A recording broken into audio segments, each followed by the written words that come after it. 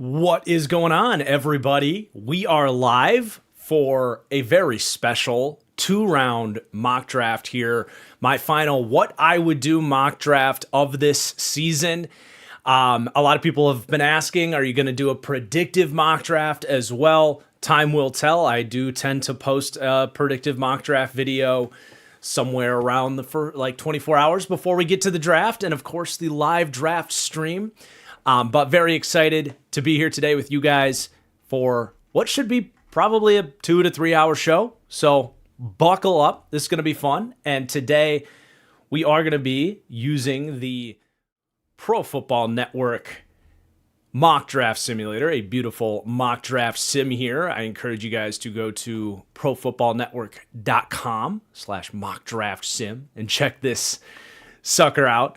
But we're gonna kind of do what we do with the number one pick. But before I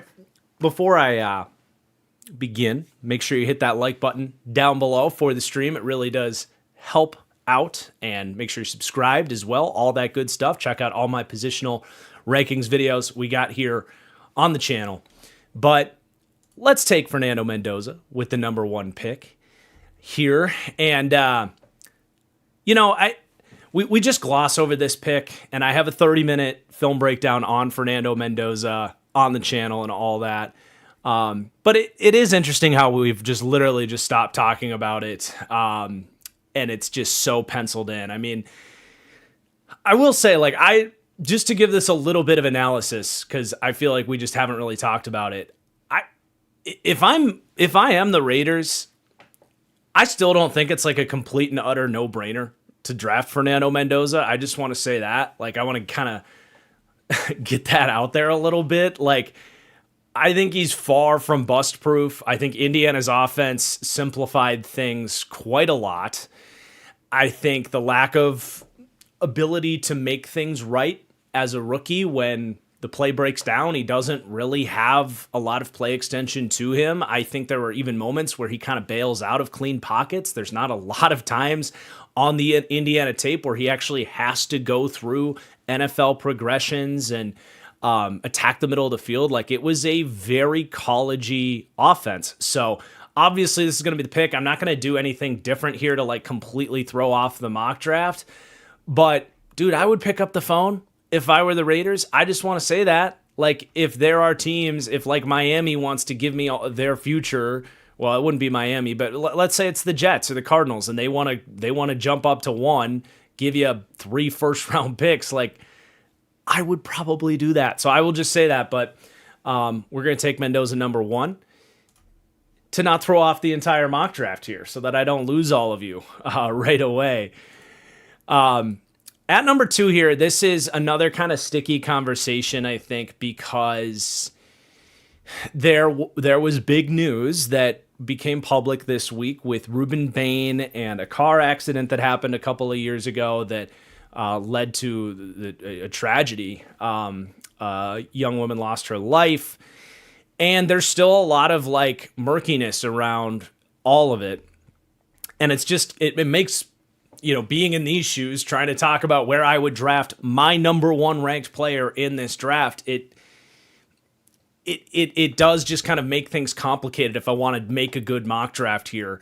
So I'm gonna operate under the sort of premise that I'm in the GM chair, as I am for all of these 32 teams, and kind of mixing in this idea that I think NFL teams are kind of operating by, that there's kind of some murkiness around it. We're probably not taking this player on top of the arm length stuff, which is not a concern for me.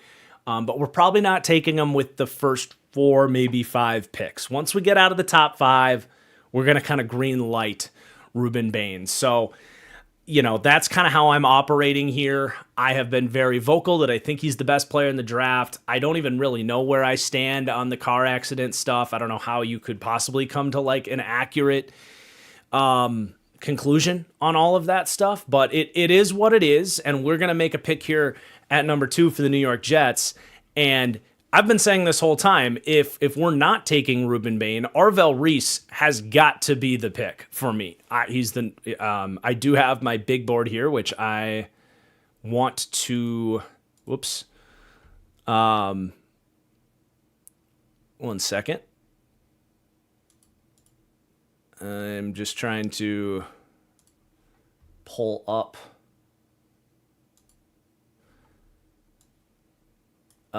my big board here, which I thought I had ready, but I did not. Here we go. I don't know how well this is going to look on the thing there, but it does the job. So I can zoom that in a little bit. All right. Showing you guys how the sausage gets made a little bit. All right. So there's the big board. Arvell Reese is the number 2 player on my big board there. So he's going to be my pick here for the New York Jets. There's a lot of noise about it being David Bailey. And to pull the big board up for a second there, like, I've got David Bailey as the 19th player on my big board. I've spent a lot of time talking about him. We'll see where he ends up going in this what I would do mock draft scenario.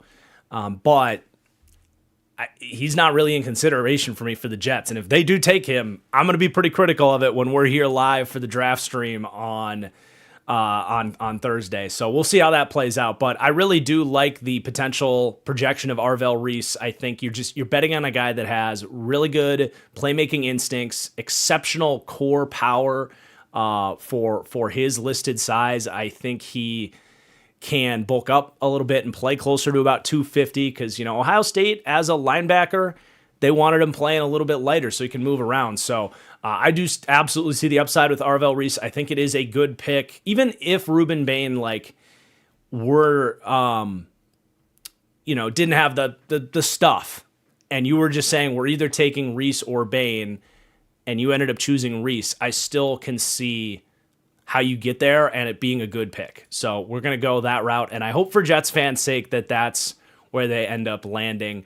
Also, shout out Tori Hortonstan for the first super chat here. If you guys are generous enough to give some super chats here, I think every 8 picks catch up on super chats from you guys, or I'll try to meld it in with, team picks and stuff. If your question relates to the team that is picking.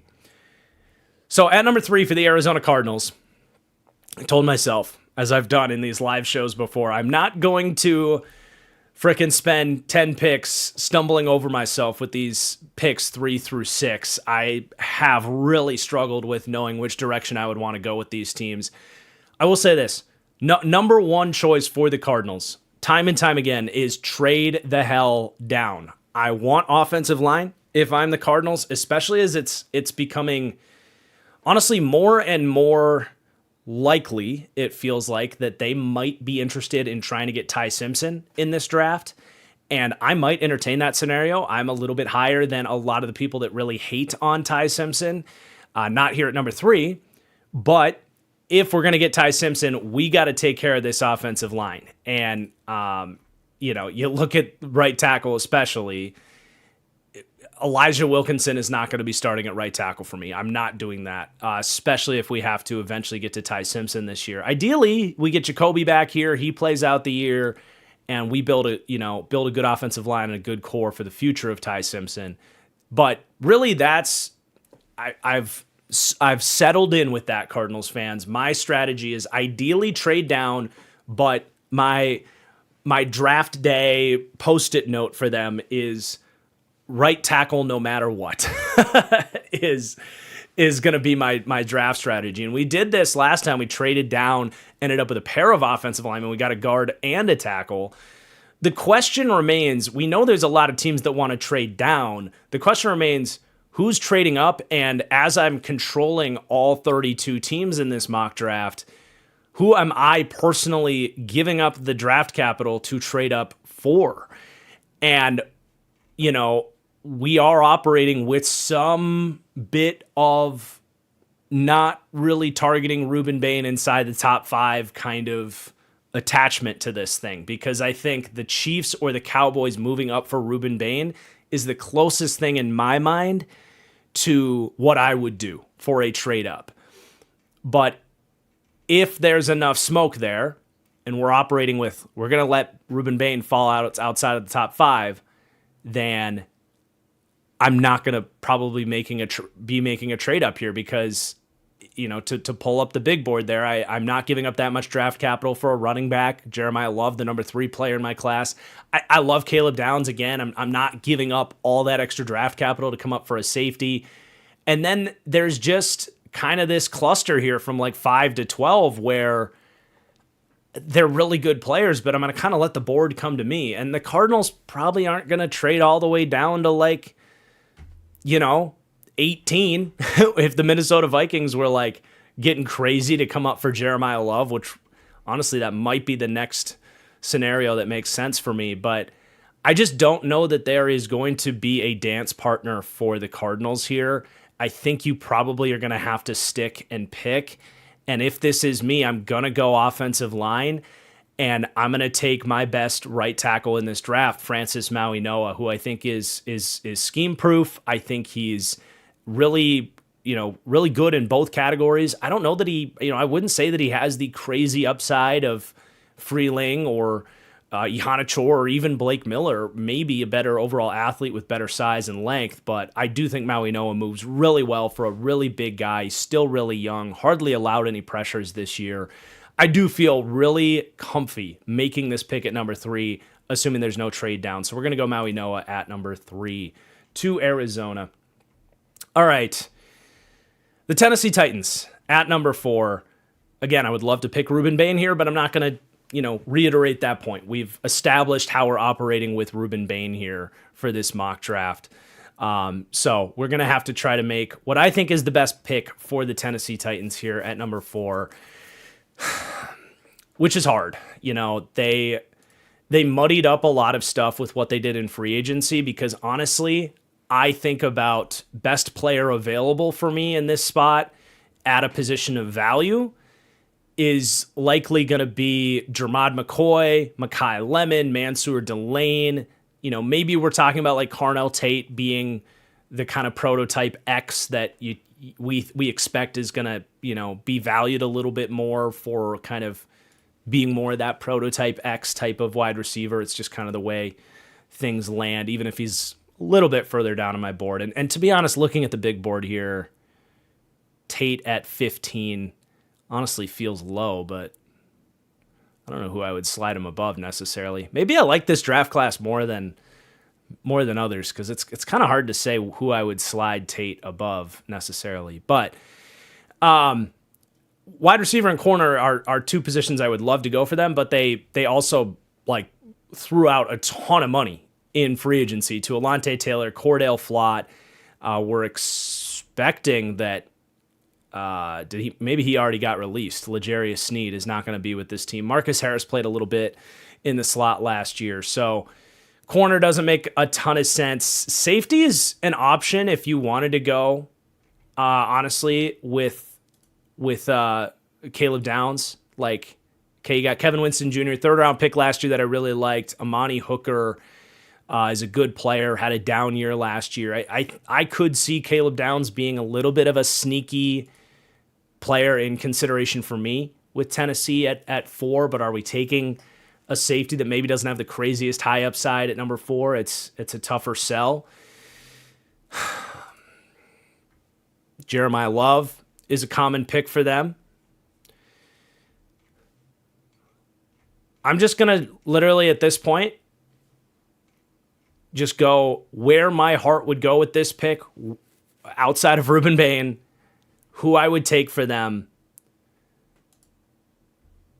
And I'm kind of leaning towards Carnell Tate, as crazy as it sounds, just because they don't have that in their wide. Well, you have Alec Iomanor. How much are you counting on him as a 4th round pick? This team is really, really challenging. I also, honestly, man, Vega Wane. We did it with Brett and EJ.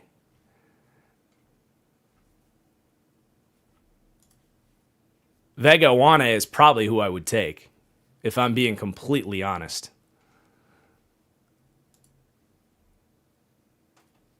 but that's a little crazy to do that at 4. If I could trade down and do it, that'd be ideal.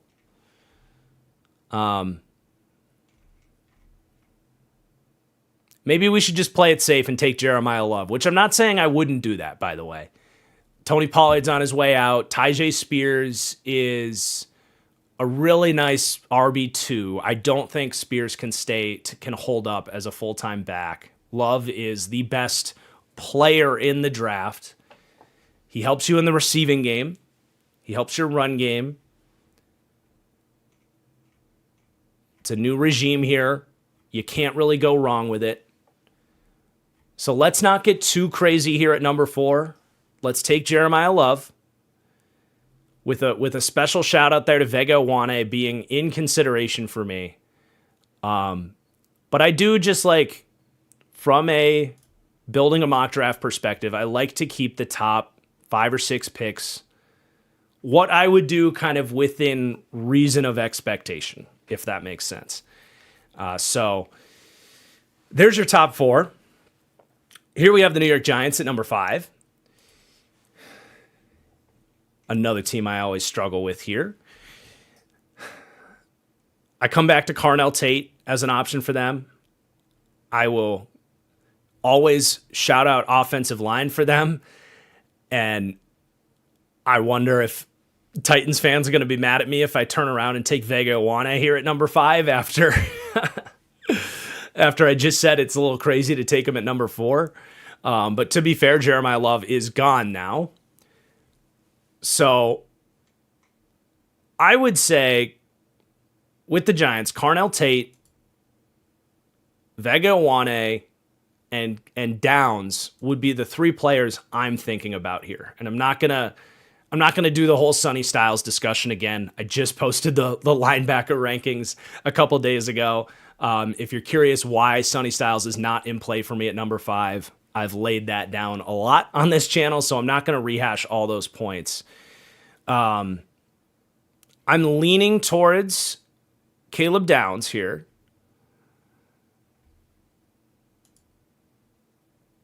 He is a higher rated player for me than Vega Wane. So you are going best player available there. I mean, the biggest need for this team is at offensive line, at guard. I want to take a peek at their wide receiver room and just make sure that wide receiver wouldn't be a better pick for us. My point on this has kind of been, look, we have Malik Neighbors. Wide receiver 2, especially, is something you can find, especially in this draft class, but generally speaking, I think it matters that Malik Neighbors is here as to why I'm maybe not as excited to take a wide receiver in the top 10, because if you're taking a wide receiver in the top 10, the hope is he could be something like Malik Neighbors is, as like a true alpha, hard to find, like number 1 guy. I don't know that any wide receiver in this draft is necessarily going to be that. But I definitely think you can find a really good complement later in the draft for the Giants. So you don't have to go wide receiver early for them. So I think with the board falling the way it does, and by the way, Maui Noah is my number 1 target for the Giants, because he could be a guard or a tackle. But with the board falling the way it is, I am going to choose Caleb Downs, the safety out of Ohio State, over Vega Wane. And now I'm questioning if we should go corner. No. We've struggled through this pick before and come to the same conclusion that Caleb Downs is the right pick here. And they're going to be more than comfortable, by the way, in 3 safety packages. If anybody's saying, if anybody's still attaching to Tyler Nubin, which I don't know if too many people are going to die on the Tyler Nubin hill. He had a really bad year for the Giants this year at safety. But this is the Mike McDonald system that is coming in here, and they are absolutely going to be looking to run those 3 safety-based defense packages just like you see in Seattle, just like you see in Baltimore. Rourke in the chat is saying Harbaugh is really high on Downs, which makes it a realistic pick as well. But you're probably playing, any of those 3 guys, Downs, Newbin, and I actually think Javon Holland could have a bounce back year playing more of a big nickel role. So you're going to be able to kind of have some flexibility there. I think Downs could play any of the 3 safety spots in a Mike McDonald defense, and he's brilliant as a split safety quarters-oriented guy in the back end. So I like that pick going Downs for the Giants at 5. All right, I like this mock so far. That's the smoothest I've gotten through the top 5 picks. I have really struggled with the top 5 this year, but I think we're filtering through it pretty well. And now things can certainly open up. I have removed my Ruben Bain restriction on myself that I placed for this draft, that we said we're not going to put Ruben Bain in the top 5. And now we can really just follow the what I would do of it all. So the Cleveland Browns at number 6. I will say this, man. Ruben Bain could very much be a sneaky pick for the Browns at number 6. This is, first of all, and I want to make it very clear that I don't really have a strong opinion on the car wreck situation with Ruben Bain, one way or another. But if teams do have concerns about it, a team that has historically not really cared, as long as your football character is good, if you get in the building, you put in work, and you ball out, the Browns have historically shown that they will gamble on red flag stuff. And you put Ruben Bain on that defensive line, I mean, guys, holy hell. And to me, he's the best player in this draft. Now that I've removed this little restriction and said he's not going top 5, I'm going to pick Ruben Bain to the Browns at number 6. Kind of shock people a little bit there. I think it makes your D-line unblockable. They have other edge rushers I like, who will also, by the way, still get out there with Ruben Bain. You know, you have Alex Wright, you have Isaiah McGuire. They're not like great pass rushers, but sometimes they will slide Alex Wright inside on passing downs. Sometimes they're looking to get a little bit more off the edge from those guys. So he will fit into this D-line immediately. And on top of that, look, Myles Garrett is going to be, he is 30. He's going to be 31 when this season's over. He's not going to be here forever. So we're going to go with Ruben Bain. Kind of a surprise pick, I think, a little bit, but I would not be surprised if the Browns did this and kind of just went BPA, said we'll find a tackle with our next first round pick, and we'll figure out wide receiver later on, maybe at the top of the second. But here we go. Ruben Bain at number 6 to Cleveland.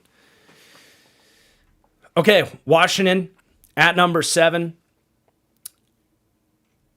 I'm going to take Mekhi Lemon here, guys. He would be, in this situation, the best player available, my number 5 player on my big board. I think he actually complements Terry McLaurin better than Carnell Tate. Terry McLaurin is more up and down the sideline, like Carnell Tate is more of a, he's not a true X, but he plays more of the X wide receiver stuff. And this is an opportunity for me to actually take my number 1 wide receiver first. Look, the way he's going to raise the floor of this passing game, provide an easy button for Jaden Daniels, who impressed me in year 1 with his willingness to attack the middle of the field, which was something I questioned early on as a college prospect. The reliability, the ability to make tough catches, the run after catch, the ability to be QB friendly, and work with Jaden Daniels in scramble drill is going to be really valuable here. Jaden Daniels is one of the best scrambling QBs in the league at using his pocket presence, knowing when to run, keeping his eyes downfield. A lot of times, Terry McLaurin is way the hell down there because of how they use him, right? And they don't have anybody else that's really good at working with him.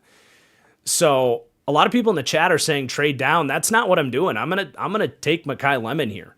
Number 5 player on my big board. I'm really a believer in him. So, and we know that the Commanders are eyeing wide receivers in this draft as well, by the way. So I think it's a realistic pick as well. I think this top 7 is, everybody likes to say that this draft will never happen. Your mock draft sucks.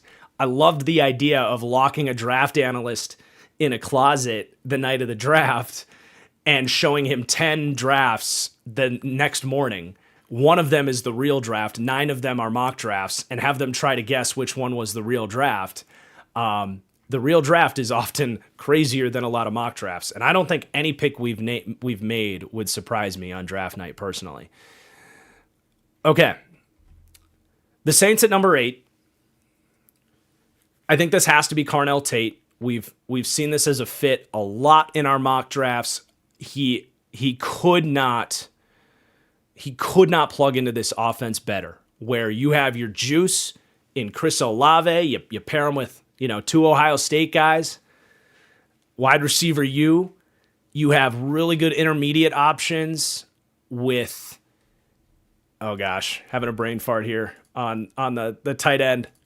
Tight end in brackets. Juwan Johnson, Devon Vele, really good intermediate targets, but they don't have an outside, big-bodied chain mover, a back shoulder target. I love this here. Carnell Tate for the Saints at number 8. All right, I'm going to take a look at some Super Chats here. This draft is going swimmingly, if I do say so myself. Every 8 picks, I'm going to answer some Super Chats here, so you guys have been generous already. Thank you. We also had 3 people sign up as members on the channel, getting access to Studs and Duds there, which is Opinion, David, and Corey. Thank you, guys. But Jacob says, hope this is a long one so I can franchise my guy for an exuberant amount of time. You'll be covered there, my friend. Also, I personally like the Steelers taking Simpson as long as he sits and we don't throw him into the fire immediately. Totally agree. Totally agree. We might get to that point where we consider Ty Simpson for the Steelers. But I think he's very misunderstood as a prospect and has a lot more upside than people care to admit. Also, Jacob, you were the first Super Chat. I didn't catch that right out the gate. We gave Torrey Horton credit for the first Super Chat of the show, but Jacob actually beat you to it, Torrey Horton, who just commented, Torrey Horton. Spence, thank you. You're the only one this low on David Bailey. That's actually not true at all. I've talked to a lot of people that have David Bailey more in the teens. Our friend Bengal has him almost exactly where I have him. I know Garrett of Football Analysis has him like 12th to 14th. So I'm certainly not the only one that has this opinion on David Bailey. Egg Noggin says, waited until I was 23 to do it, but I finally watched Draft Day for the first time last night. Good movie, was not ready for the P. Diddy jump scare. Is P. Diddy in the movie? Is P. Diddy the agent? Is he the... Wow. I didn't even realize that until now. He's like Arian Foster plays the running back, although that's a different player. He's the agent for Bo Callahan. Wow. How did I never realize that? That's crazy. Yeah, I'm looking forward to my draft of my watch of Draft Day this week, my annual watch. And then we got from Aaron from 561, $20 super chat. Thank you, very kind. Says, just supporting my bro. I think buyers will be able to move up cheap. Sellers will get burned. Yeah, I think people trading out of the top 7 picks could be getting like 80 cents on the dollar for a trade down, which is just not a great value proposition.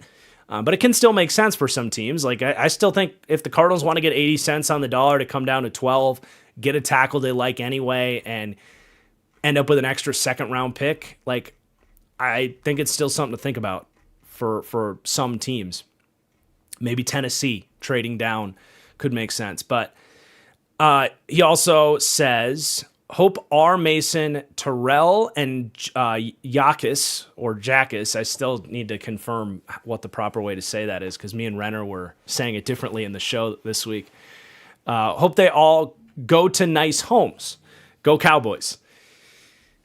Yeah, those are some fun prospects. I feel like I'm a tick lower on R. Mason, Thomas, and Gabe Jackus, but Splokdick also with a super chat here. Which tackles are considered true right tackle prospects? Some analysts have tackles possibly sliding to guard. So I do encourage you to check out my offensive line rankings video that I did. It's going to answer a lot of those questions more in depth. I especially broke down which tackles are guards, which guards are centers, I got into all the positional splits at tackle, guard, and center, so you can get a really thorough breakdown of that.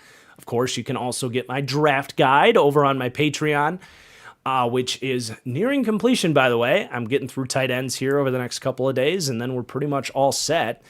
Still have to watch a couple of those day 3 quarterbacks like Nussmeier and Aller, but we're pretty much all good there. But to answer your question a little bit, the tackle right side, left side debate can be a little bit exhausting at times. I think it's player to player. I've talked a lot about my own playing time on the offensive line and how some guys were, pretty much everybody I knew was comfortable on the right side, but maybe wasn't comfortable on the left side. I think if you're a right-handed person, which we know like 90% of people are righties, I think it's pretty high, are comfortable as right tackles. It just makes sense in that sense. Going to the left side, maybe a little bit less likely, but it's player to player. It's something you have to have the conversation with the guy, and we don't have that information, unfortunately. I think generally speaking, the guys that are really athletic and coordinated can probably flip over to the left. So I think if you're talking about Fano has played on the left, but like Fano, Blake Miller, I would say like Francis Maui Noah, a very coordinated athlete. They're probably going to go to the left pretty easily. Maxi Hanachor is very coordinated with his feet, but his hands aren't very coordinated. But I think the athleticism would play as a left tackle. I guess I'll summarize by saying this. I think the way I evaluated this draft, there's not a right tackle in the first round that I don't think could slide over to play left tackle. I'll put it out there like that. As far as sliding into guard, I think Caden Proctor and Fano and Maui Noah are the tackles that I think in the first round that would slide inside. But again, encourage you to check out that O-line video. We get into it very thoroughly. You guys are coming in with a lot of super chats here. Thank you so much. But C4 Snipe says, what do you think about Dillon above Downs, like Loveland over Warren last year? Yeah, that's not how I see it. I mean, Downs, Downs just has a really monster grade, man. He's checks every box at basically a B+ level. And I love Dylan Thieneman. Dylan Thieneman is... Did I close the draft board? Hold on. I think I closed it. There it is. Dylan Thieneman is the number 7 player on my board. I think it's a pancakes and waffles situation where you're allowed to like both of them, but I mean, I don't know, man. I mean, you'd have to be, knowing how high I am on Dylan Thieneman, you'd have to be like on an island in terms of like he's one of the best safety prospects ever, basically, to jump Caleb Downs. I think if you're a true, there's a couple teams in the league that are still like real single high teams, like Detroit, the Jets, especially that system. The Vikings a little bit. Vikings kind of do a little bit of everything, but they've been more too high lately. But if you are one of the few true single high teams, I could see how you view Thieneman as a free safety above Caleb Downs, who I think Caleb Downs is a better fit in all of these split safety style, quarter style defenses. So that would maybe be the situation where it makes the most sense, but I think they're both phenomenal, man. Did I see Brugler has Falk at 11? Is he okay? Yeah, I'm just not there with Falk, man. I just talked about him as a not my guy on the show with Renner the other day. He just feels like this year's, guy that is a big defensive end that doesn't rush the passer, that ends up going higher than pretty much everybody thinks they should. So, Brugler's pretty dialed in. I know Brugler likes to bake in the team opinions into his evaluations and how he ranks guys. But I certainly disagree, man. I have him. Did he even make my big board? Let's see. Falk is. I don't think he's on my top 50 big board, is he? Oh, he's 36th. I got Keldrick Falk 36th. So early second round for me on Falk. And honestly, that could change. This big board was from about a week ago. And that could change. We're going to have a final big board posted here before the draft. But anyway, you guys keep coming in with these super chats. So I do want to continue with the mock draft here. We're going to do these two more, and then we'll come back to these at 16. But, oh, man, I disagree with this. King Garrity Gaming says, sneaky, but I could see Hurst round 1 to New England. Love the fit, and he's wide receiver 5 or 6 for me. So I'm not with all this Ted Hurst hype. I think he's Andre Yosivas. I think he does not play up to his size. I didn't like his hands. I think he's a little bit, little bit stiffer in his turns, but he is a really good athlete. But I'm not there, man. I mean, he dominated at Georgia State with his speed. I've got a 4th round grade on Ted Hurst, so I'm gonna do. The plan is to do with Garrett another My Guys Not My Guys show, and I might have to talk about Ted Hurst on that one. And then another $20 super chat from Long This. How much do you think mock drafters' mentality, slot players, so good drafting teams get good fallers and bad drafting teams take players that mockers don't care for? I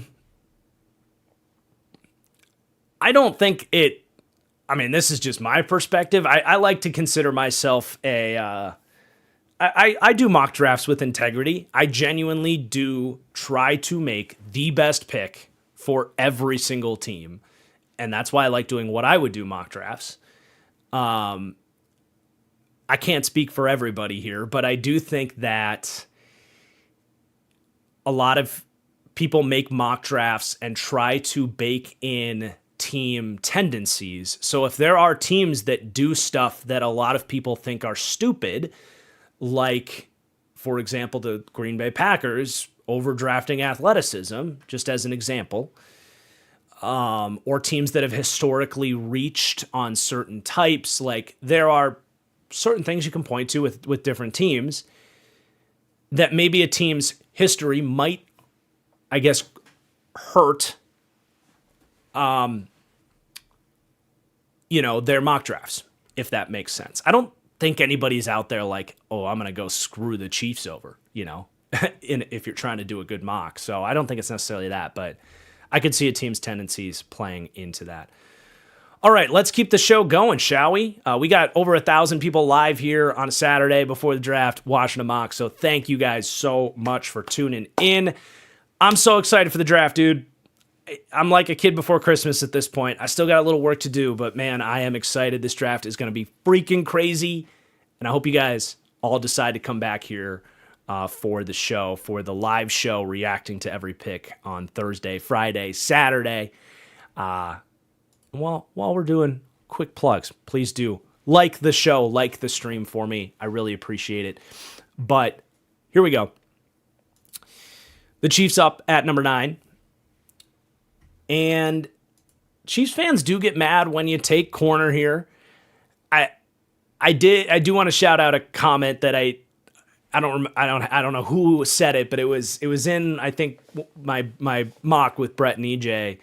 They said the Chiefs drafting a cornerback at number 9 is like buying an airplane ticket for Superman.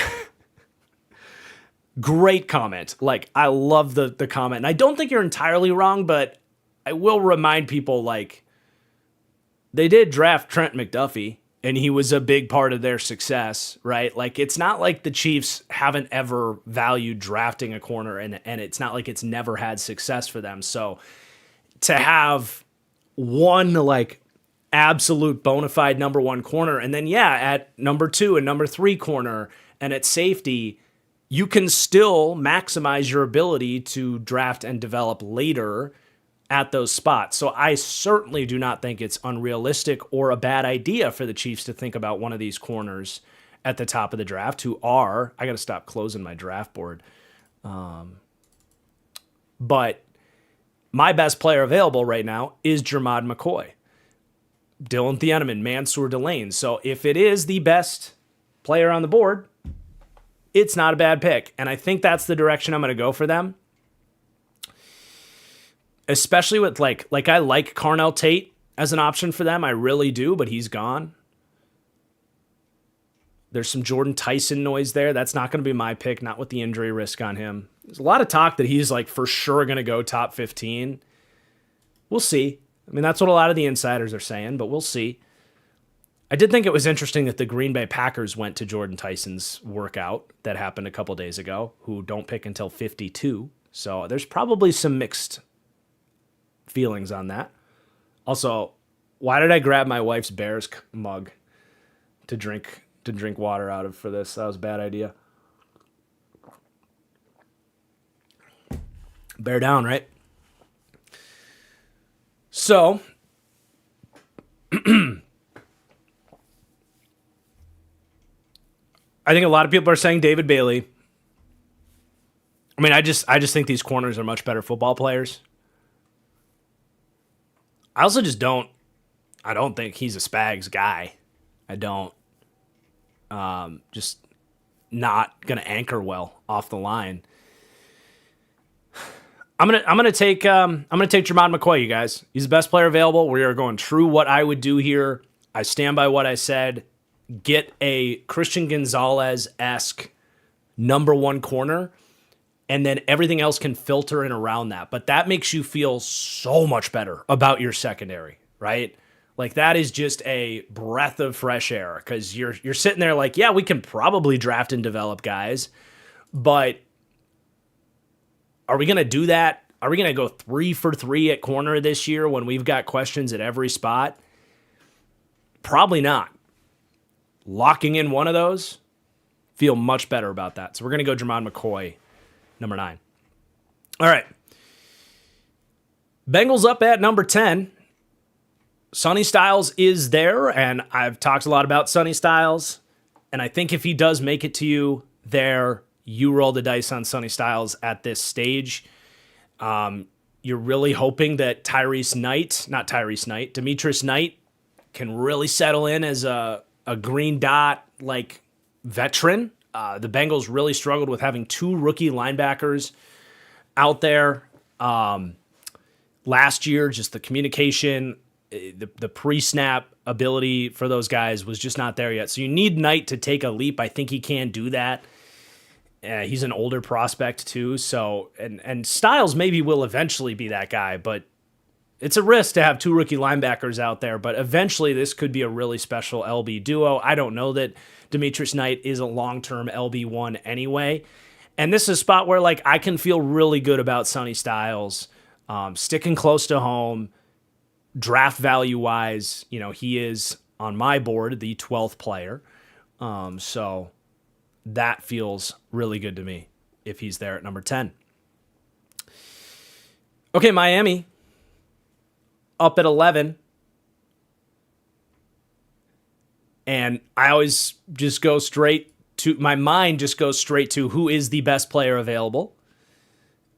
and it's defensive backs. I don't know if I want a defensive back to be the first pick. Like, I'm not ruling it out. I'm just talking through my thought process at this pick. Like, I've always said, if I'm coming into a new organization and trying to build a foundation, I'm looking at the trenches, right? Like, we're building through the trenches, and to come in with your very first highest draft capital piece and to take a corner, it's not that you can't do that. If it's a smart pick, it's a smart pick. But I am a vehement believer in build through the trenches. So I'm actually strongly thinking about Vega Wane here, even as a guard. And I say that because people think drafting a guard high is something you shouldn't be doing. For me, it's a no-brainer to do it.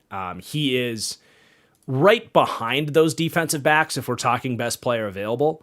I mean, the grade is very close. Awane 10th on my board compared to Thieneman and Delane 7 and 8. So I'm going to make the pick Vega Wane here. We're going to build through the trenches here. It's going to get probably the worst player in football last year off the field, who was Kingsley. I always get Kingsley and he's on the Chiefs, right? Who's the left guard?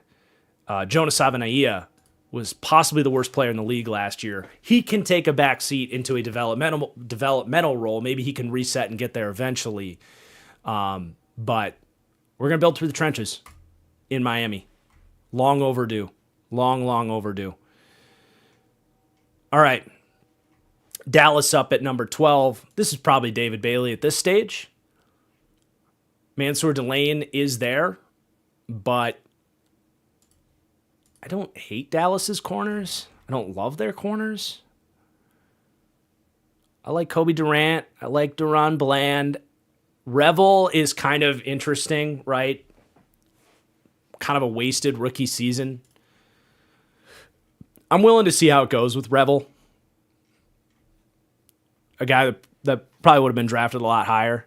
So I think this one's pretty easy to go David Bailey here.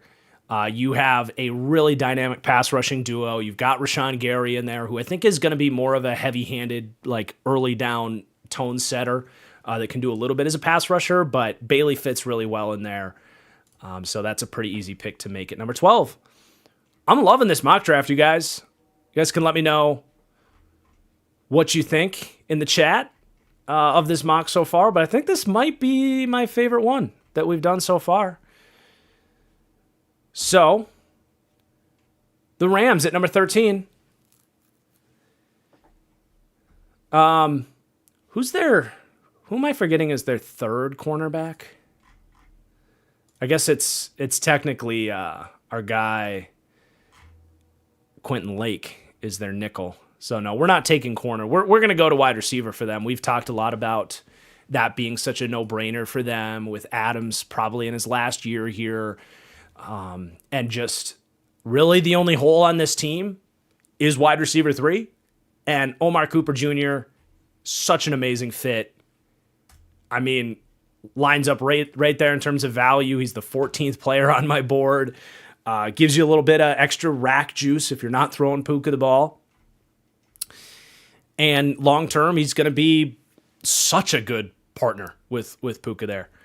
So those are a couple of easy, kind of chalkier picks, 12 and 13. All right. Ravens up at 14. With Vega Wane gone, things get a little bit harder, because that's been just like, if he's there at 14, taking Vega has just been such a no-brainer. But it opens up some good new conversations here. So I actually think cornerback is a sneaky need for them, because Marlon Humphrey, man, was really bad last year. He's getting up there in age, and there's been a lot of like just noise with him. Kind of like, I would compare it similarly to like Jair Alexander, just like stupid stuff, locker room stuff. And maybe Ravens fans can tell me I'm wrong for that, but I definitely think, I was going to pull up their depth chart here. I definitely think corner could be in play, especially with Delane being one of the best players on the board. Yeah, because you got Awuzie, Marlon Humphrey, and that's really it, other than Nate Wiggins, who's locked in. And obviously, they'll use Hamilton as a nickel for the most part. But Delane's absolutely in consideration. I would say either Delane or we go and get Akeem Mesidor to just feel much better about our edge group. I also would consider a trade down, but I don't know that Baltimore necessarily wants to do that. I'm not going to overcomplicate this. I'm going to take Mansour Delane. Top 10 player for me in this draft. I think it's a sneaky need for Baltimore. You know, Awuzie, you're a Chidobe Awuzie injury away from having some pretty bad depth there at corner, and long term, Delane and Wiggins is a phenomenal cornerback duo. I think Ravens fans are probably getting a little bit tired of drafting DB every year, but I think it's the best pick you can make for them right now. And we'll see what Mike Green can do in year 2, right? I'm not a huge believer in Mike Green, but if you take Mesidor, you're kind of kicking Mike Green to the curb after just spending a second on him last year. So I think that makes a ton of sense. All right, Tampa at 15.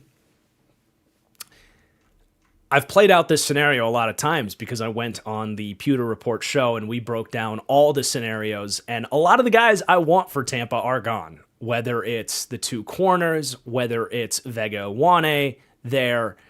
I mean, Sonny Styles is not going to make it to them. But honestly, one of the names that we talked about on that Pewter Report show for them is Jacob Rodriguez. Now, you're probably trading down. Like, that would be rich, I think, to take Rodriguez at 15. If I get backed into a corner, I might do that, and maybe I end up doing that here. I think Jordan Tyson is interesting for them, honestly. And I'm hard on Tyson for the injury stuff. It's certainly a risk, but he is still 21st on my big board, and wide receiver is a very sneaky need for Tampa Bay. Chris Godwin hasn't really been able to get that juice back since his most recent injury. I thought he was just okay last year. I don't think he's here beyond this year. Look, man, Emeka Egbuka, I've said it, I will say it again, never projected as a true number 1 guy, came in and people crowned him the next Jackson Smith and Jigba effectively immediately. A lot of his amazing plays in the first 6 weeks were like spectacular contorting catches on like dimes from Baker Mayfield, and he deserves credit for those. But they were, I would say they were statistically improbable completions that he completed. He actually was not getting a lot of separation. And then as the year went on, he stopped making those catches. He actually started to drop the ball a ton. And I would say he started to feel a lot more like what was expected of him, as more of like, okay, he's probably a 2, right? A really good 2. Something like a Jacoby Myers who's a little faster. And that's unpopular to say that because Ohio State and the first 6 weeks and everybody was freaking the hell out. I'm just saying, man, I still think Jordan Tyson could give you that number 1 wide receiver. Egbuka slots in more in his natural landing spot, and nobody wants to hear that. But I'm just saying that's a very realistic way for that to play out. So I think I'm going to go Jordan Tyson for the Bucs at 15. And I love the way he plugs in outside for this team because, look, Godwin and Egbuka are much better over the middle of the field, from the slot, or working inside from the perimeter. Jordan Tyson is going to replace Mike Evans and what he was able to do, getting down the field, running digs, a vertical threat for Baker. I think he fits really nicely in this offense. So with the board falling the way it did, I'm gonna go ahead and grab Tyson and feel actually pretty good about it beyond the injury stuff. Like as a talent and a fit. It's genuinely what I would do there, but there's a lot of noise too that Tyson's going to go in the top half of this draft, and that's a really good place to kind of get him in there. Okay, the Jets at 16. Definitely disappointed that all of the top wide receivers went if you're the Jets, because ideally any of those 4 guys for them at 16 would be great. You're disappointed that both of the corners are gone, but there is still one player that is very clearly a value, a need, and a fit in a single high defense that we talked about. The Jets are one of these teams that they love themselves, cover 1, cover 3. I mean, thinking of it that way, we got that question earlier of like, could you rank Thieneman over Downs? And I said, maybe in a single high defense, maybe. Thieneman might be like the number 1 target for the Jets when I really think about all of that. So, loading up this defense for Aaron Glenn. And I know people are going to say, oh, but they got Minkah Fitzpatrick. Well, yeah. I don't know that Minkah at this point is best as that free safety. I think both these, you can rotate these guys up and down. Minkah can do a little free safety. Thieneman can do a little free safety.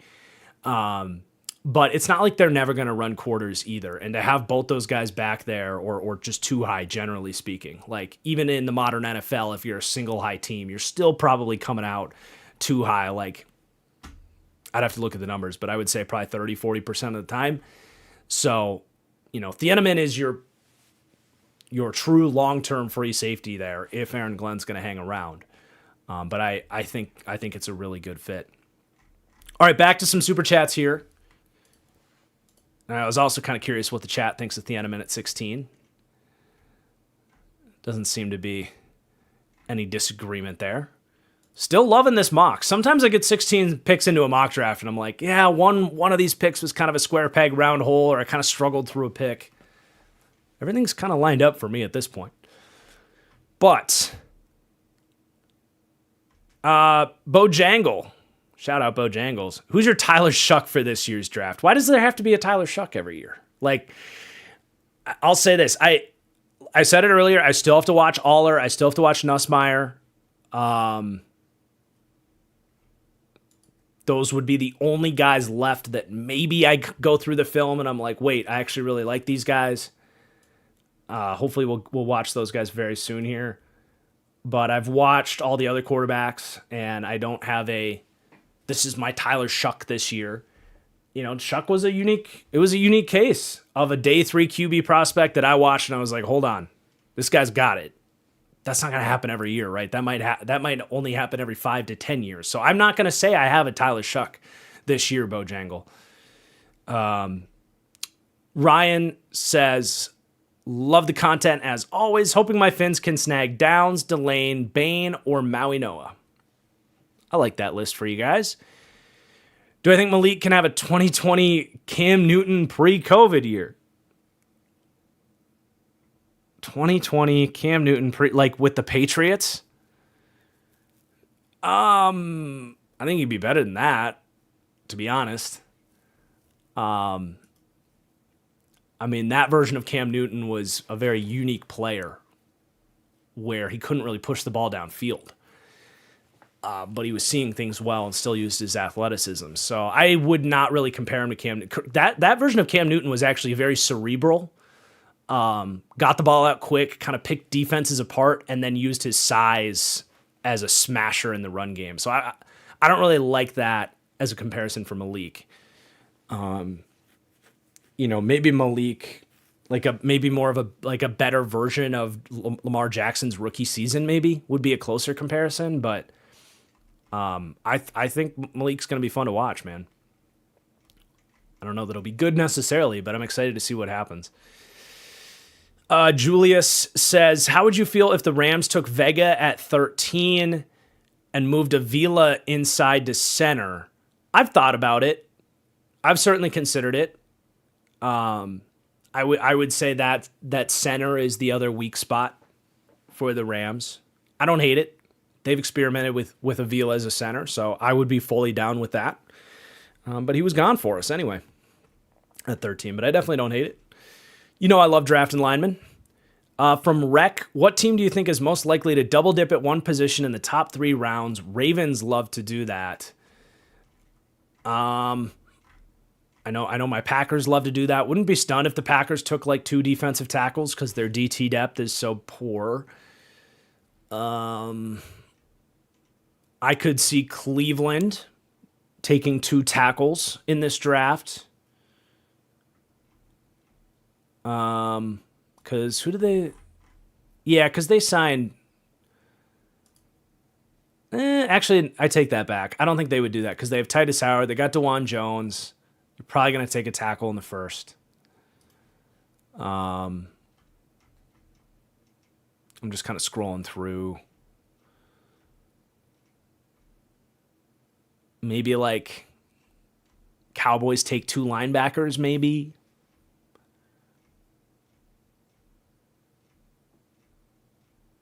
I'm gonna honestly, I think say Packers 2 defensive tackles, second and third round, is kind of my answer there. Nothing else really stands out to me. Just kind of scrolling through that. And the Packers have absolutely done the double dip strat. I think the Ravens have enough, like, they need a corner, they need an edge, they need a wide receiver, they need an interior offensive lineman. I think they have enough needs that the Ravens will probably spread things out a little bit more this year. All right, let's continue, shall we? Let's go to the Lions at pick 17. Also, shout out you guys. We still got over 1,000 people watching. Love you guys. Also, I threw it out to Garrett if he wanted to chime in for the Vikings. So I'm just going to text him real quick if he wants to hop on a phone call and help me with the Vikings pick, provide a little Jeopardy phone a friend.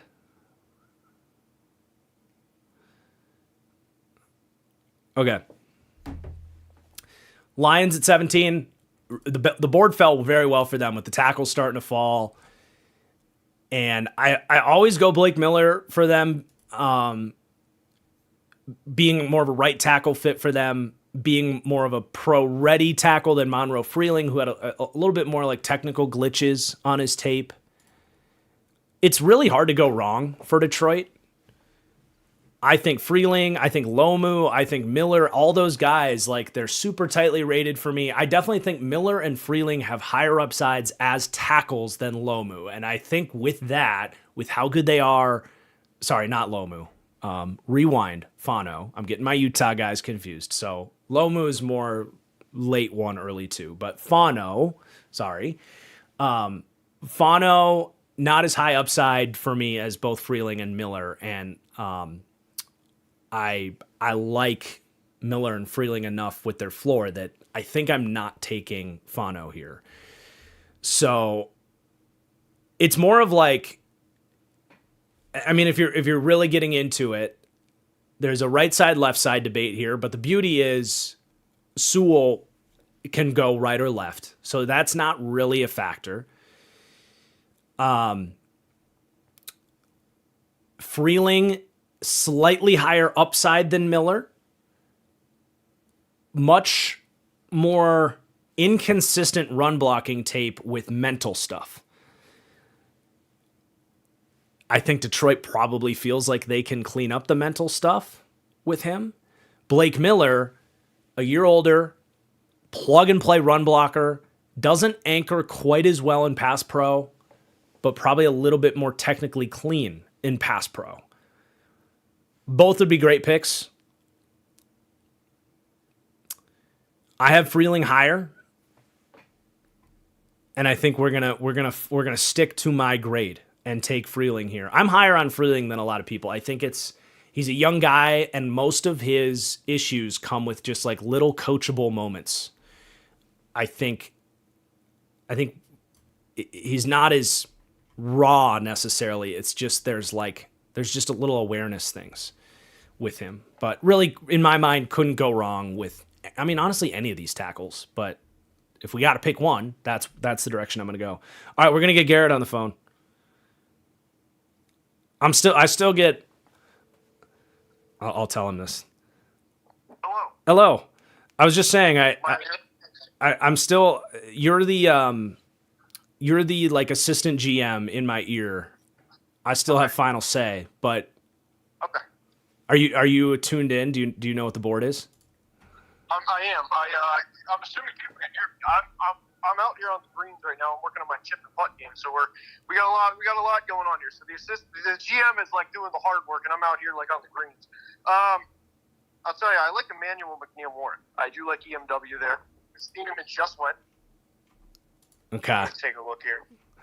As your GM, I'm gonna shut that down just because this is like I'm trying to keep this just from my angle, like what I would do, and Sure. just because it's my opinion, he's like 40th for me, so like he's not in play for me at 18. If we traded down, maybe. But what else? What else is on your mind? What I can't see the receivers that were taken before, like Yeah. I saw Steeneman went to the Jets. Are there any receivers available? The top 4 went. So you're talking about KC or Boston. This is like the worst case scenario board for the Vikings, where the top. It is. I'm assuming no trade backs. We could trade back. We could absolutely trade back. I think The someone. Steelers have 5 top 100. What'd you say? The Steelers have 5 top 100 picks. Are they potentially in play? They could be to come up for Simpson. Literally anybody. This is your mock. Okay. Yeah, hang with me here. I'll pull the trade off. I think what it would be is a tackle, because I think this is where the tackle run starts. I think it's a team trying to get up, probably Cleveland here, because they have an excess of picks. We took Bain for Cleveland at 6. So I think we're going to go down to 24 with Minnesota. Perfect. Yeah, so we're going to go, Cleveland's going to come up. And this is going to be how are the drives looking today out on the driving range? The drives. We made some progress. Now we're working on the short game. We're working on the short game now. That's what I need, man. My short game is so bad. Okay, so I think it's probably pick 70. You get that third? 70, maybe we give back 196, maybe. Like just because it is like a mid first. Yeah, where is that on the? That's fine. I'm pulling up the. So you're talking about a 160 deficit, and pick 70 is worth 240. So you're probably given one. We'll give 163 back. So that's fine. Yeah. We still have another top of pick. We're looking ready. Yeah, Cleveland's overpaying slightly, but it's not too bad. All right. Okay, so I don't know if I'll call you again. Maybe I will. Maybe I won't. But you're thinking EMW, or if you went wide receiver, who would be your wide receiver at 24? Honestly, I wouldn't go receiver. I would honestly look at like Peter Woods. I'm a big Peter Woods guy. Okay. So I would look there. I like that. Yeah. EMW or Peter Woods. Okay. Your opinion has been heard. Thank you. Thank you, Assistant GM. Enjoy the golf course. Absolutely. Deals get done on the greens. What can I say? Yeah, that's right. That's right. All right. Thank you to my assistant GM there. I like what we did. I think that makes a ton of sense, especially with Cleveland. I mean, how many mock drafts have we done where Cleveland, and this is one of those examples of where mock drafts are very valuable and why GMs actually do them with all these simulators, is we've had so many scenarios where Cleveland feels like they got gypped with a bunch of tackles going in this stretch. So Cleveland comes up and they can get one of their guys after not taking a tackle at 6. And Minnesota plays the board much more nicely there, picking up an extra third there. So with Cleveland now on the clock, I think it's probably Fano, honestly, over Blake Miller. Again, it's super tight. I love Fano's flexibility. Honestly, someone Fano reminded me a lot of is Elton Jenkins. Not that matters.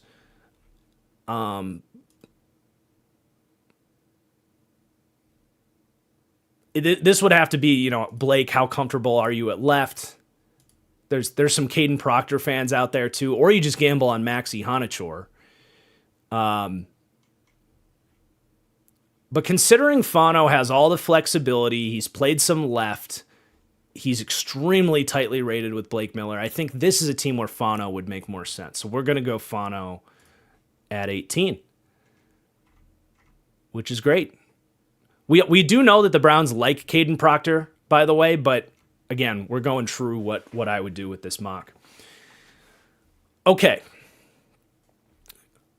Panthers at 19.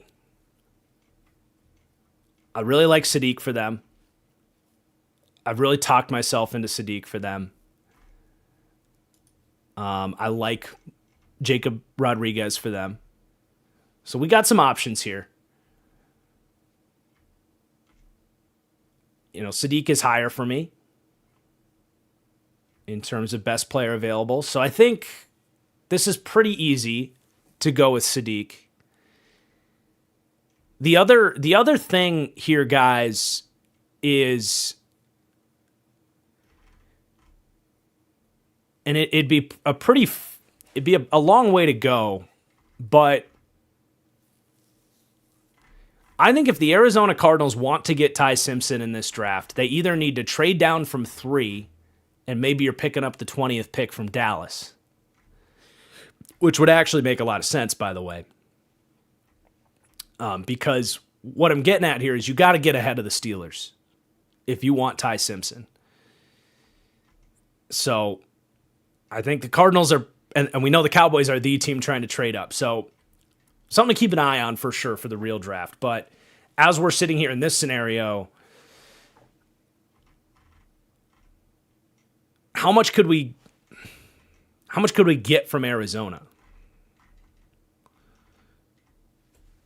And it sucks to pay that much for Ty Simpson. I don't think you're giving up a future first, but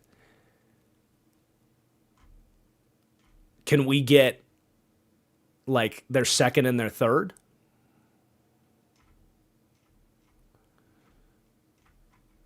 Let me just think about this. So if you go 875 points for 19,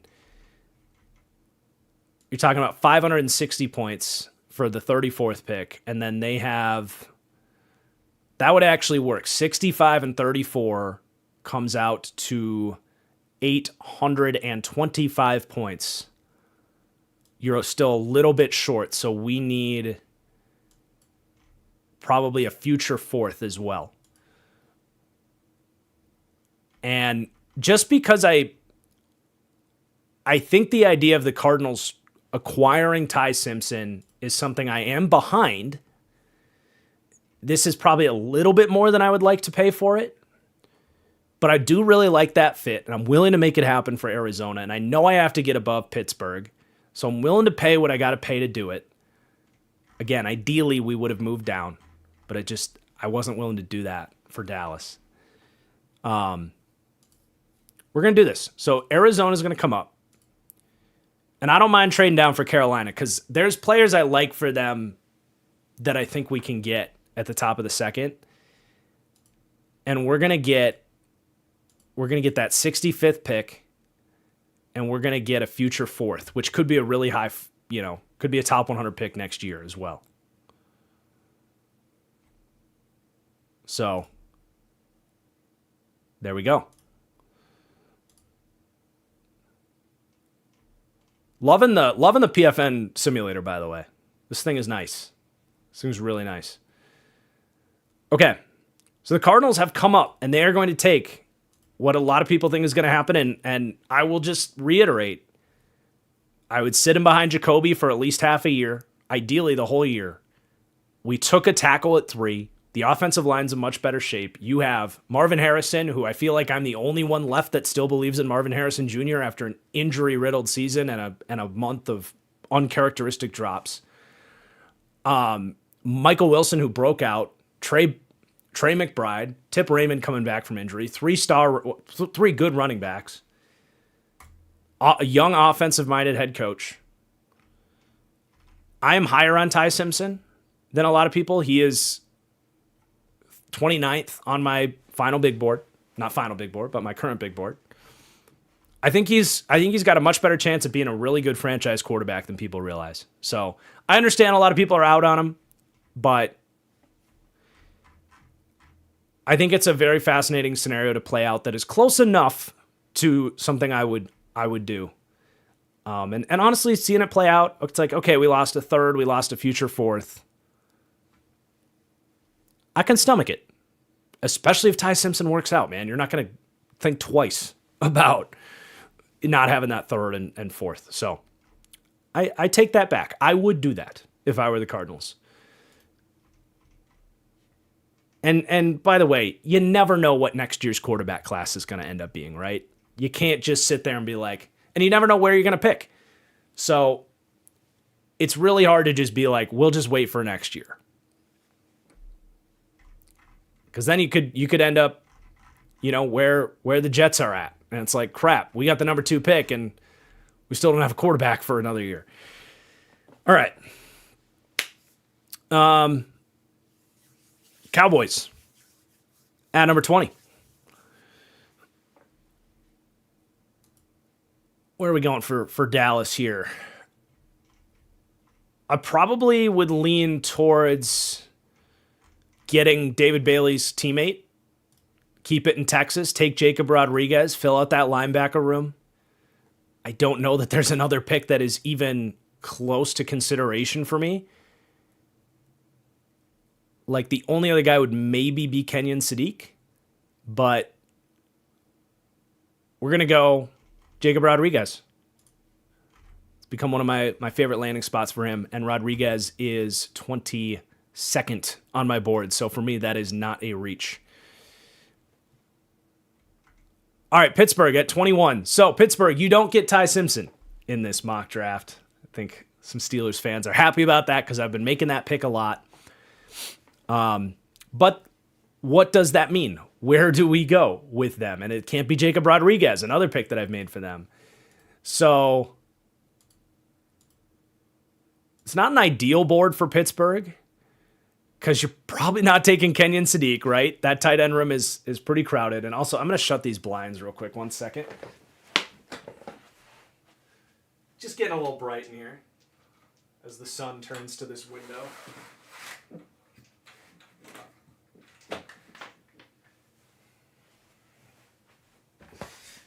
All right. So, yeah, probably thinking offensive line. And I've made Caden Proctor the pick for them before. And I think that's going to be the pick again.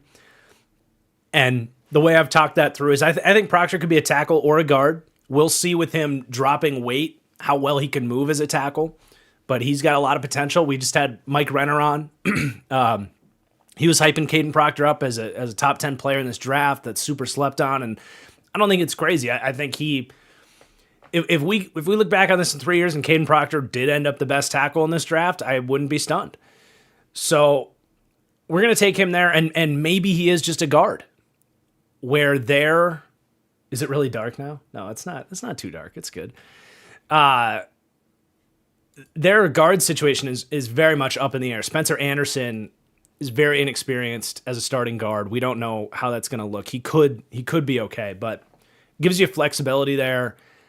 We're kind of tired of waiting on Broderick Jones to take that step. So, and hell, think of this.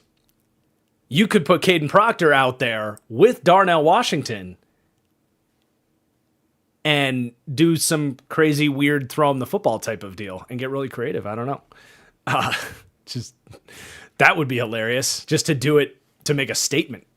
But I like that pick for Pittsburgh.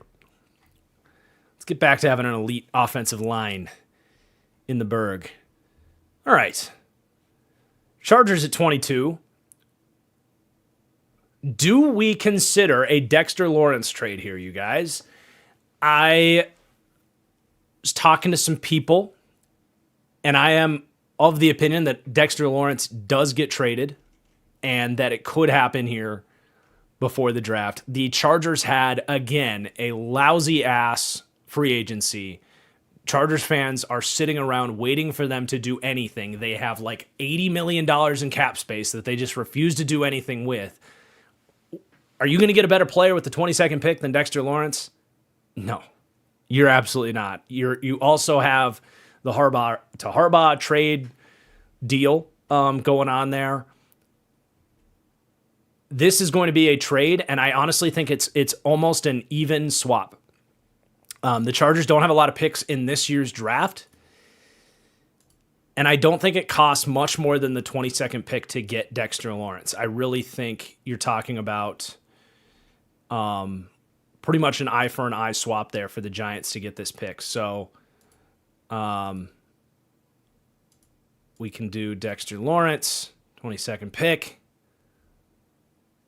and send it in. And I think I held back from tweeting it earlier today. But I think Chargers and Bears are the most likely destinations for Dexter Lawrence. But okay. Now we have a scenario we haven't seen before. The Giants get an extra big pick here and have a massive need at defensive tackle.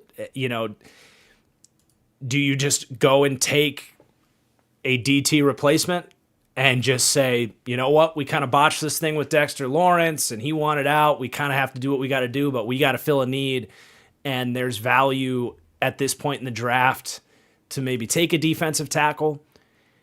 Because right now, you got Roy Robertson-Harris, you got Darius Alexander, who I'm excited to see year 2, but he was an older prospect that just didn't really come on in year 1. I think that's probably something you have to think about. They do also have the 37th pick, though, so it doesn't have to be DT. We took Caleb Downs for them earlier.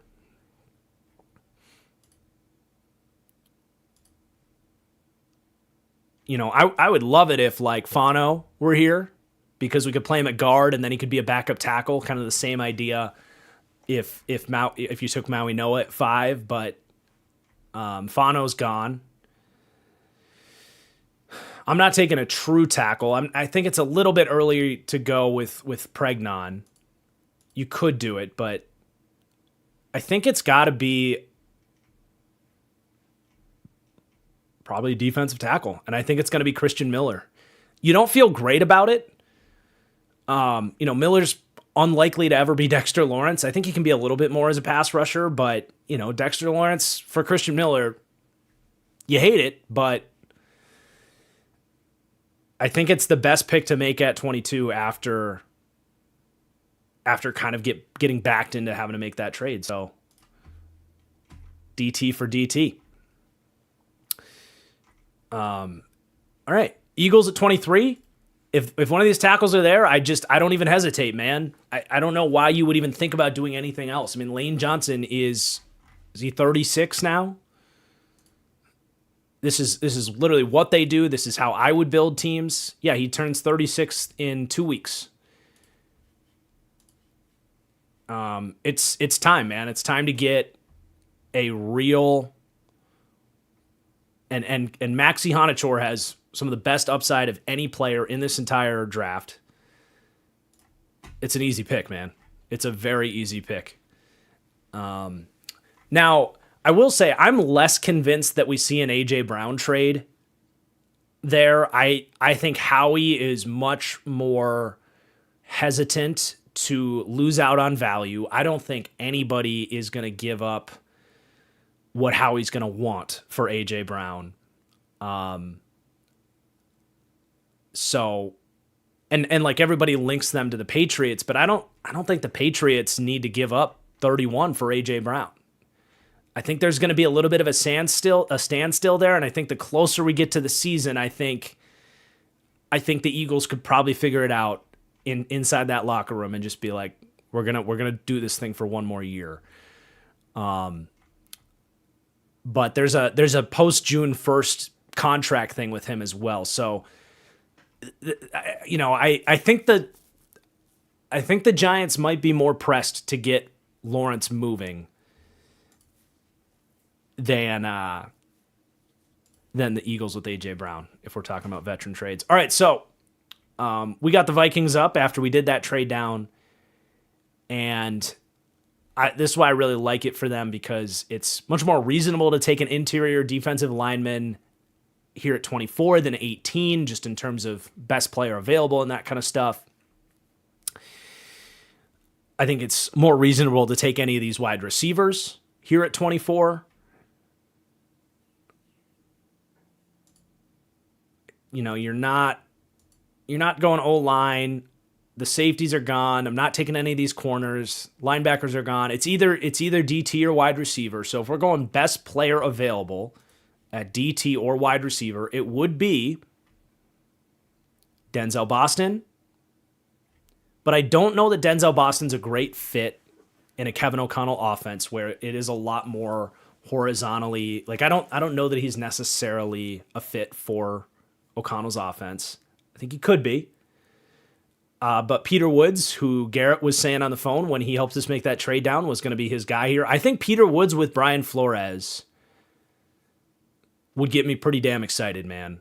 That athleticism, it's still a little early, but we did the trade down, which is really nice. If you're going to go, it's not that early. I mean, he's 31st for me, so it's not like we're taking some second round talent here, but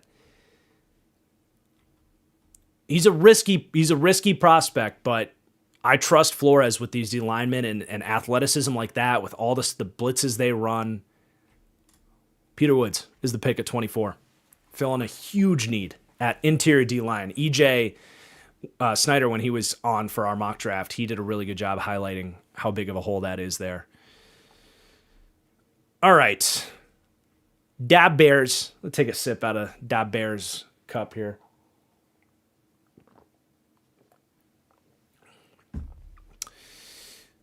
Akeem Mesidor. I don't need to hesitate, man. I've said it since like February. If Mesidor's there for the Bears at 25, you sprint that card in, man. I mean, how many times have I made that pick, right? Like it's chalk. Like the dude would be, that is the best way I can say this and move on is that as a Packers fan drinking on my channel out of a Bears cup, that's the pick where I will be here on the live show on Thursday just being like, God damn it. Like, why did this have to happen? Why didn't anybody take Akeem Mesidor before the Bears got him at 25? Older player, but the Bears are ready. The Bears are ready to go, man. That's awesome. Okay. Da Bills at 26. And I'll come back to Super Chats here at the end of the first round because we are going 2 rounds here. I did hit 2 rounds, right? Yeah, I did. Okay, thank God. My heart just sank for a second. All right. Bills at 26. So I do really like Jacob Rodriguez for them. He's gone. D-line's in play for me. Wide receivers in play for me.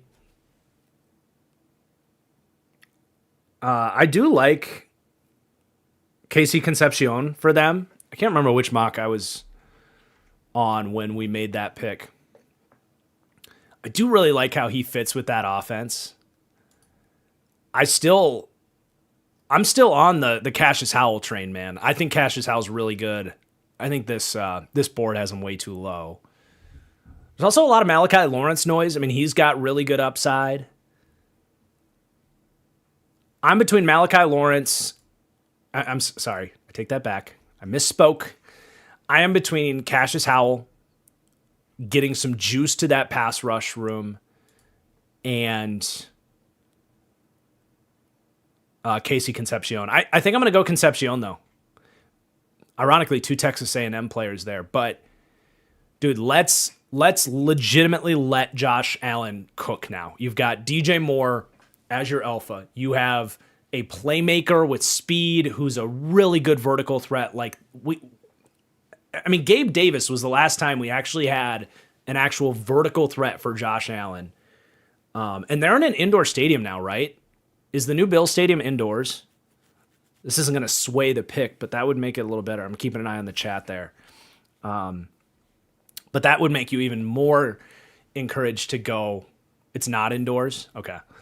But that would make you even more encouraged to go with like a speed receiver. But I really like how he plugs in there. You got Shakir as your true slot. You got your tight ends. This is like Joe Brady coming in like, I'm the captain now. Like, we're cooking with gas now. And we're going to light up the scoreboard. So we'll go Casey Concepcion. Yeah, it's built to be less impacted by weather, right? It's got some protective measures built into it. Love it, man. Absolutely love it. Okay. Niners up at 27. Blake Miller's still there. I'm taking Blake Miller. Really good player. He's an awesome athletic run blocker for them. I'm sick and tired of hearing Niners fans say, we don't draft tackles in the first round, or we're not going to do it. And it's like, dude, what are you talking about? Like, you literally did take Mike McGlinchey in the first round, and then you have had Trent Williams. Like, when were they going to take a first-round tackle? Now it's time. Now it's time. There's lots of talk about 38-year-old. Did I say Armstead? I've always twisted that in my mind. Armstead and Trent Williams.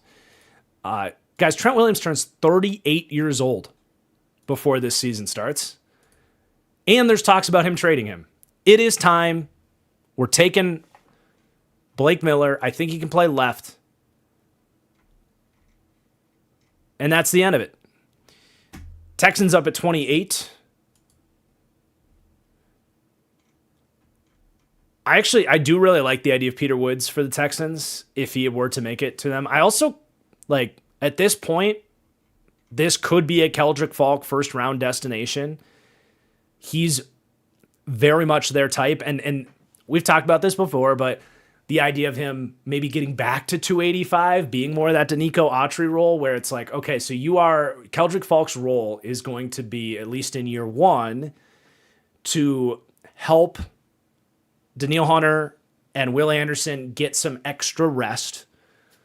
You know, probably you get about 8 to 10 drives a game. So about half of those, Keldrick Falk is going to be taking either Anderson or Hunter off the field for early downs.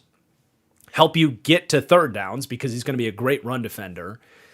And then when you get to third down, Keldrick Falk will slide in and rush over a guard as a 3-tech, as a 4-eye. That's like the Danico Autry role. He really fits this scheme, this coaching tree. And to get him in that factory, I think it's a really good fit.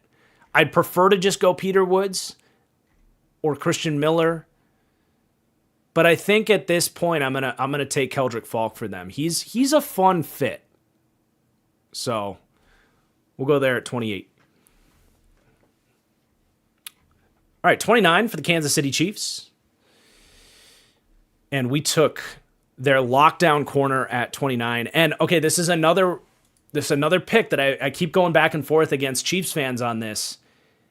Denzel Boston is my pick for the Chiefs here at 29. I'm going to send it in. This is the debate of like, what have they valued in the past versus when is it time for them to realize that they need to adjust some of their strategy and go with a different type of wide receiver that they need. Patrick Mahomes is entering a stage in his career where he is going to have to be a more on-time, scheduled thrower. Not that he can't, like, we know he can do that. That's why you take Denzel Boston. But I don't think his improvisational skills, all the crazy third down scrambles where he's getting, like, coming off the ACL, getting older, we saw it with Aaron Rodgers. We saw it with Russell Wilson. Like, you reach a point where that has to be less and less a part of your game. You have to be more about, it's third down, we got to hit a back shoulder. We got to hit that dig on time. Or we're just going to push the ball downfield and give a guy a chance down the field. The other thing, guys, is Patrick Mahomes is one of the least accurate deep ball throwers in the NFL, and they keep giving him these pipsqueaks to go down the field, and then they can't adjust for the ball. They can't go over guys. They can't make these tough catches down the field. Denzel Boston can adjust to off-target throws. He has the catch radius. He will make Mahomes right in so many different ways. It's a great fit. I really hope the Chiefs kind of wake up with that. I would love to see it. And this is a true what I would do mock. So even if Chiefs fans are like, it's not our type, I'm saying it should be your type, and he'd be a great fit. Dolphins at 30, so we got them some line help. We've seen a couple receivers come off the board. I will just say I like Jeremy Bernard. I think we could probably get Bernard or something close to it at 43. We probably don't have to take him here, but he is in play for me. I'm a huge Jeremy Bernard guy. You don't really see him first round hype, but he's 35th on my big board, so that's 100% in play for me. And I think he fits. I know he fits this offense. Someone that is still here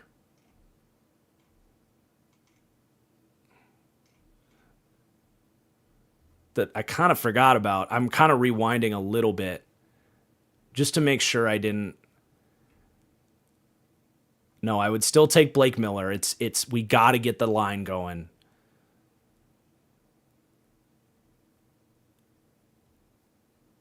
I might go back though, guys.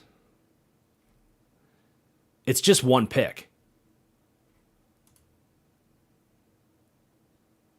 I mean, the Chiefs would take Kenyon Sadiq, and I forgot he was there. Don't worry, I didn't forget he was there the entire time. I'm still making these same picks. That's why I'm looking back at it. But we're going to go back. We're going to redo it for the Chiefs because I jumped the gun on the Boston take that got me all excited. I think the Texans getting Falk, they have enough playmakers. I'm not really worried about I don't know that I need to go Sadiq for them. I don't know. I think Falk makes more sense for the Texans, but I do think for the Chiefs, it's Kenyon Sadiq. He is the long-term Kelsey replacement. They've shown that they love getting into 12, 13 personnel. He can move around. He would be an obnoxiously good pick for the Chiefs. Even if I'll stand by, Denzel Boston is an option for them. Now, does Denzel Boston come into play for the Dolphins at 30? Maybe. I think with Boston, for me, the reason I said he's not a great fit in Minnesota, for example, I think of him in more of a quote-unquote pro-style offense where you have that X wide receiver that's more often this kind of work in the sidelines and maybe a dig route. Whereas when you have a Shanahan-style offense, it's a lot of you want rack threats. You want guys that are really good at kind of knifing into the middle of the field on crossing routes, catching them in stride, making guys miss. Now there's room to use a true X, but it's not as clean of a fit as it would be with the Chiefs offense.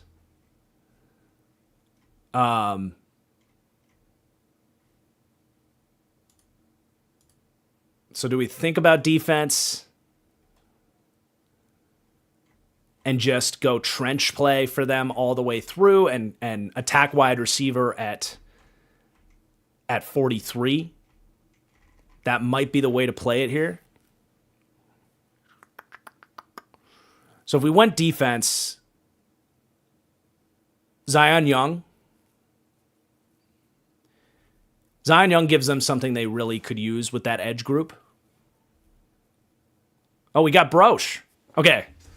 Broche is in the chat just in time. Hold on. We're phoning a friend. Brochmo's here. Hold on. Look at your phone, Brochmo. We need the expert. We need the Dolphins expert here.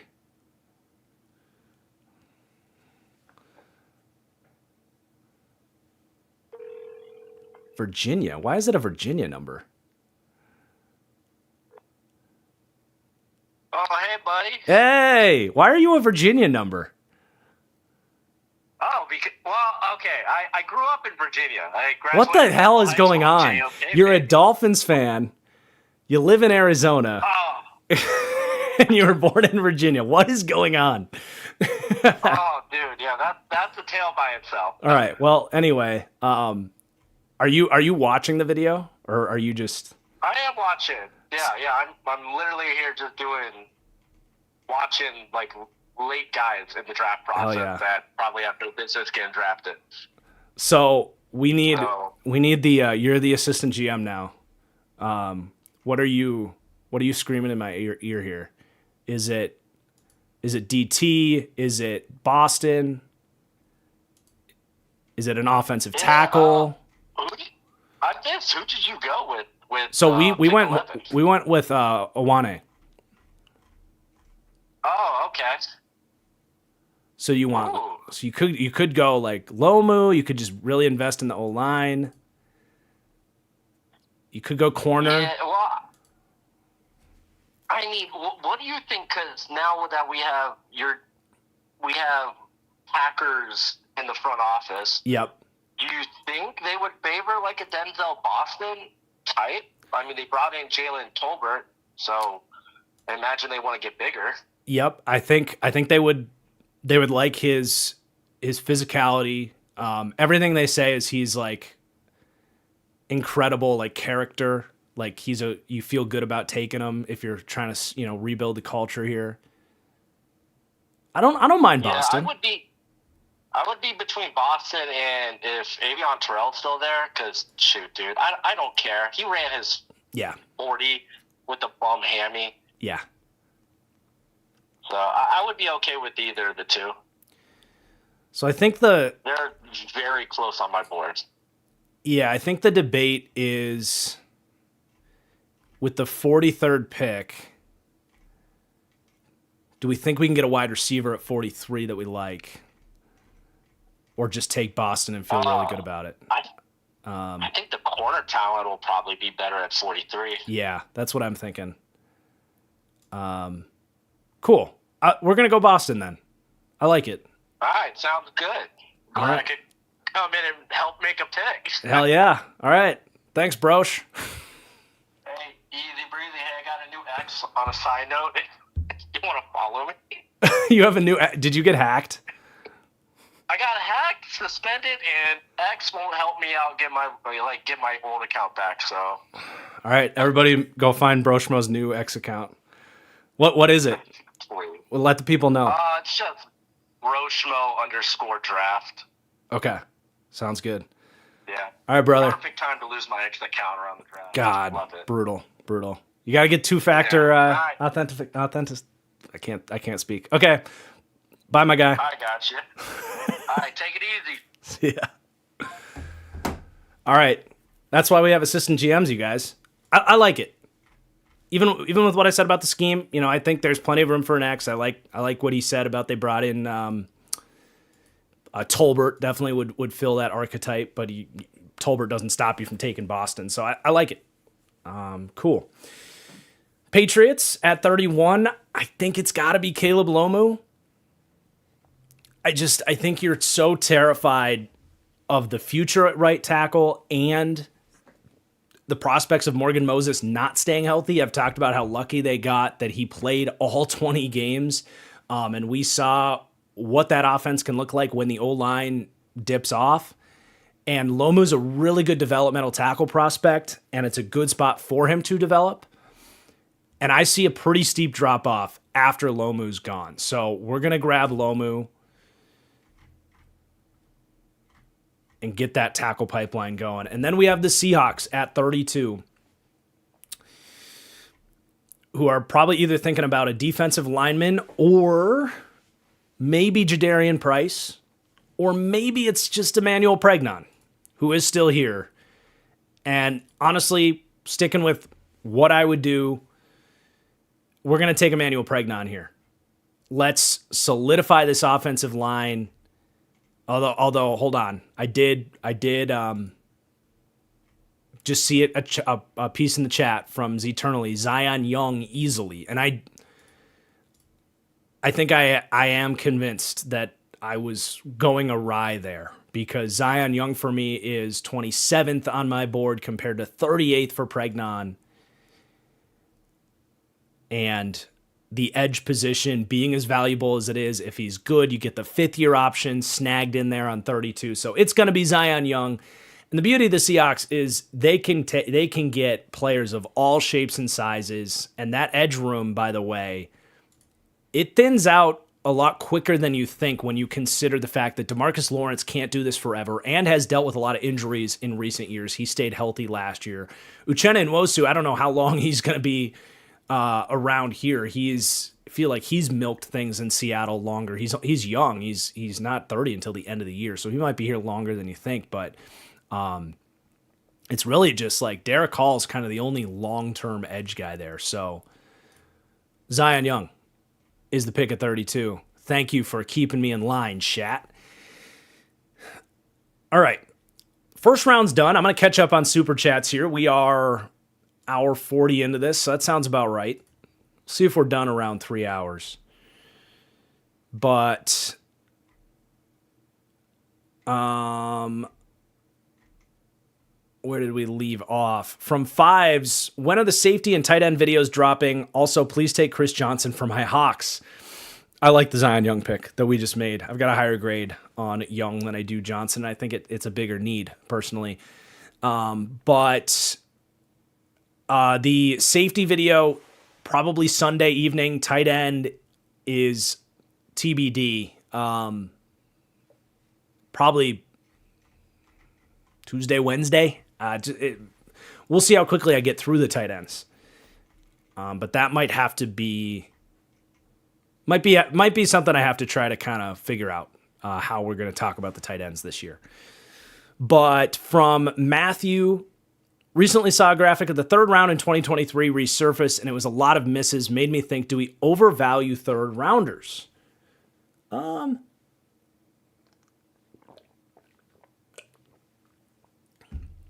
Probably. I mean, I would say I think a lot of teams make really noticeably stupid picks in the third round. I think if you draft well, like, the thing is, like, there's still a lot of good starters that come out of the third round, but the bust rate does pick up tremendously. I've always thought that picks get slightly overvalued compared to proven talent, but I think it's worth begging the question. Thank you for the super chat. Spence says, that's it for Dexter Lawrence. Seems cheap. You know, Dex is, you know, a big thing. You know, people brought up the Quinnen Williams thing. So Quinnen's younger. I don't think needed a new contract right away. That's the thing with Dexter Lawrence, is you're talking about a guy coming off a down year by his standards.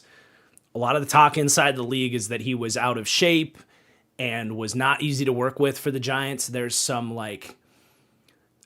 just some locker room noise that is lowering his value a little bit. And so yeah, older, noise, and needs a new contract. Like, I think the 22nd pick is going to be about his value. Like, I wouldn't be stunned if it's like 2 seconds for Dexter Lawrence. But I think a pick in the 20s is about what he gets. Maybe there's like a future fourth on top of it or something like that, but not anything that would impact our draft here today.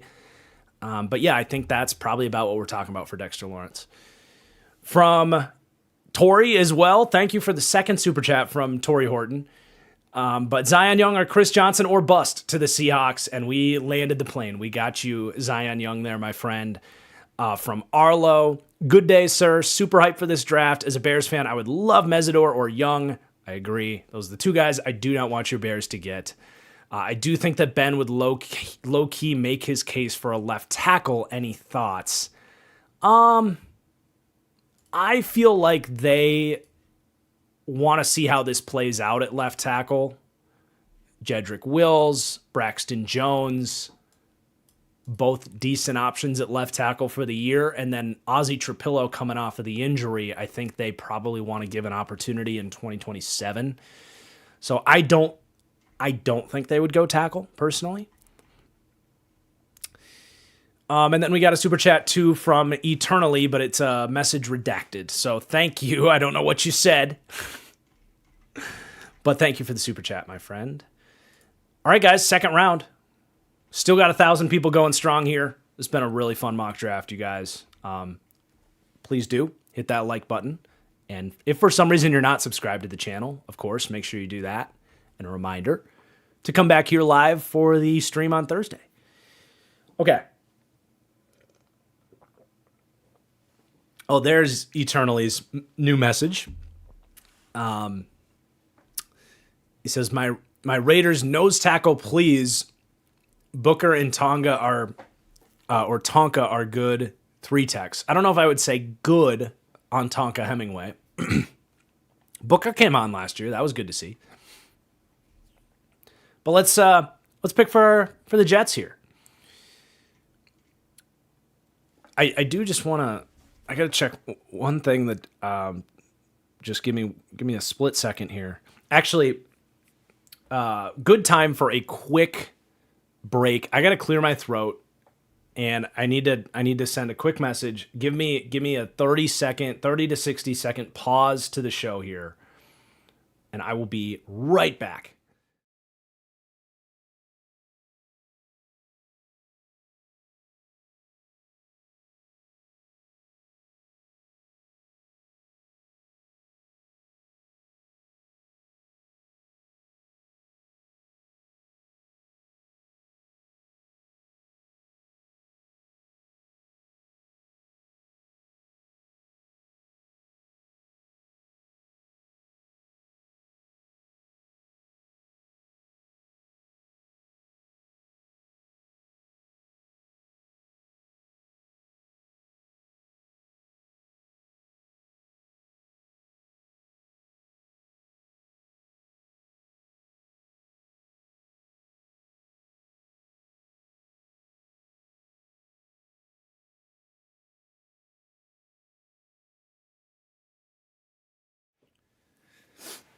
Okay.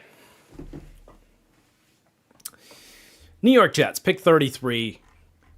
We went defense both times, and I don't always have to scroll through because the PFSN sim here has the My Picks tab, although it doesn't work. So we got to get that fixed. But when it's working, it's going to be phenomenal. We could just keep going D. You got like Colton Hood is there, but if we pull up my handy dandy big board, our best player available, just to take tabs on this, actually Cassius Howell, who I'm very high on, Avion Terrell, some of the DT picks. I do think wide receiver can start to be something we think about here, but we have taken a lot of wide receivers, off the board. Jeremy Bernard would be the best guy left. Who did they hire as their offensive coordinator? Wasn't it it's Frank Reich? Oh man, I forgot about that. Who knows what kind of offense Frank Reich wants to run these days? Yeah, I don't know that this is the best Jeremy spot. I really like Jeremy in a Shanahan system. Maybe we go. We could go guard. We could go pregnant. I don't think we need to do that. We have line. Honestly, I think it's probably for them. This is where it's like I wish they just fired Aaron Glenn because you're drafting for his system, but it's like, is he going to make it through the year? But if you are drafting for Aaron Glenn, which jokes aside is the way we should be doing, we should be setting our coach up for success.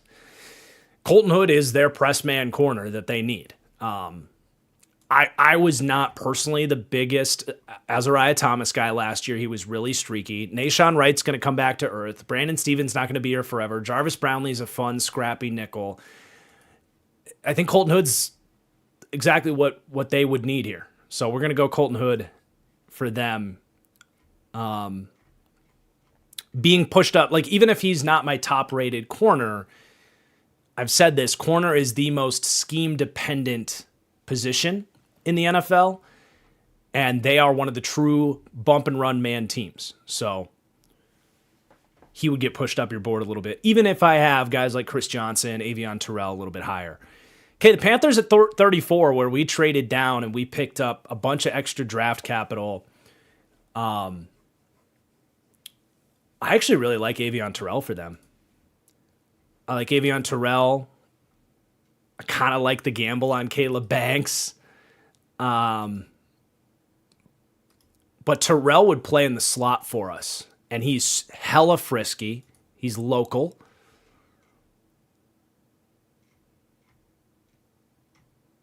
We could think about Jeremy Bernard, but Bernard's a little bit redundant with Jalen Coker.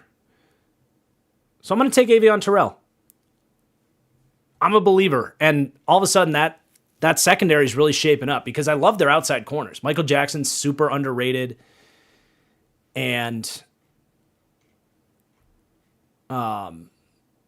J.C. Horn, obviously, but their slot situation is up in the air. So I really am a fan of Terrell there. Okay, the Titans at 35. We took Jeremiah Love, and this has to be Emmanuel Pregnon. That's an easy pick. I was thinking about taking guard for them because that guard spot is such a problem for them. But if Pregnon can get you at 35, easy pick. Easy pick. A lot of people are saying to take Caden McPounder for the Panthers. I know it's an NFL Stock Exchange reference. That is not the type of defensive tackle that the Panthers need.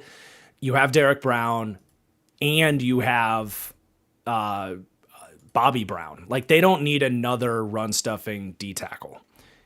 If you're going DT for them, it's like Peter Woods probably, or maybe Caleb Banks. It's a fun joke, and I love the Stock Exchange guys. Shout out Trevor and Connor, but Caden McDonald would not be a very good pick for the Panthers, in my opinion. Okay, the Raiders at 36. The Raiders get some more love here. And you can go in so many directions for them. This could be a McPounder, Caden McDonald pick. Emmanuel McNeil-Warren. So this is definitely a team that can go best player available with where their roster is at. And for us, that would be Cassius Howell, actually. Could be fun for them. Caleb Banks. Cassius Howell's fascinating to think about. This simulator has him pretty damn low, but I would definitely not think of that as a reach. Did they bring Malcolm Kuntz back? That's the question, because Kuntz is kind of that pass rush specialist type to me. They did not. They have Kwity Paye. They have Tyree Wilson, Max Crosby. They still have Kuntz. They do still have Kuntz. He's on there. So I'm not going to go Howell. If I'm going D-line, it would be interior. I'm super tempted to just gamble on Banks. But McNeil-Warren's probably the safer pick.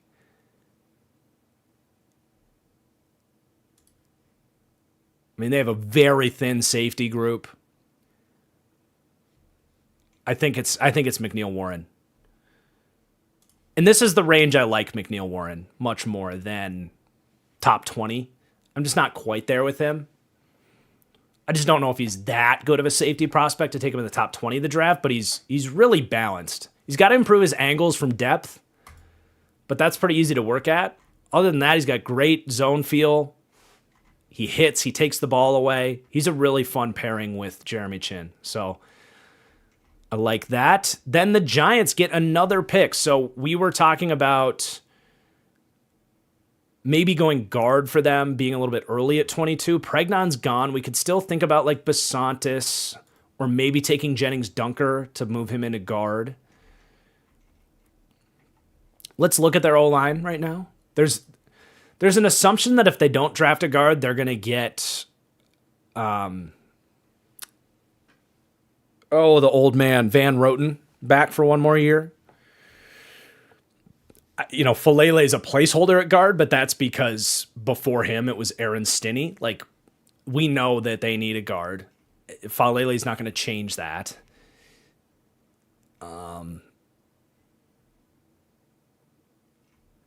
I think corner could absolutely be in play, and then you'd have a really nice secondary potentially. We're going to go corner. We're going to take Chris Johnson. That just absolutely called out to me. Chris Johnson is a fantastic off-zone corner. Fits that system. You've got Downs in there now. We can absolutely cook with that secondary.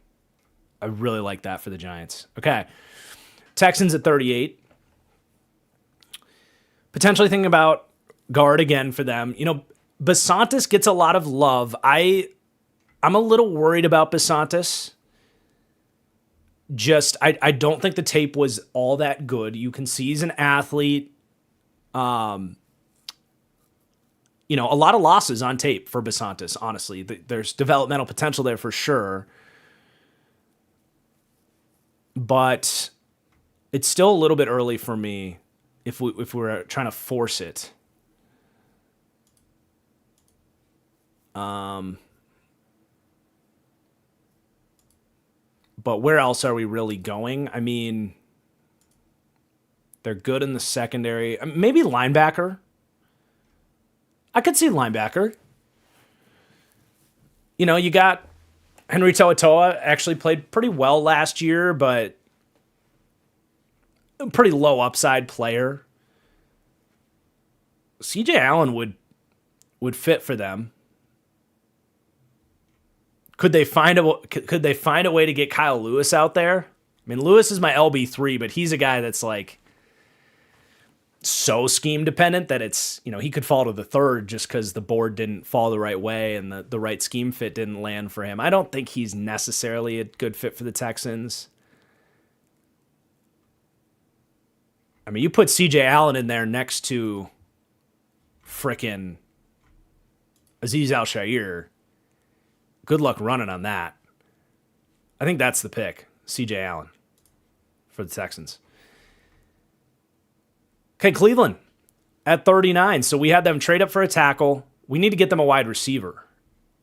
And my best wide receiver at this point is going to be Jeremy Bernard. I love Jeremy. He gives you reliability. He gives you run after catch. He gives you something that wide receiver room doesn't have. I actually really like the way that he plugs in with if Cedric Tillman can come back healthy and play on the outside. You got Jerry Jeudy, hopefully looking to bounce back. You do have what's his name from Texas last year that came in undrafted, did a little bit as a speed player. Jeremy just is eating your vegetables in that wide receiver room, man. He is everything that they need. I love that as a fit. Okay. The Chiefs, who have had a very nice draft, getting Kenyon Sadiq, Jermod McCoy. Now where do we go? Probably thinking edge, right? There's some depth in this edge class at this point. So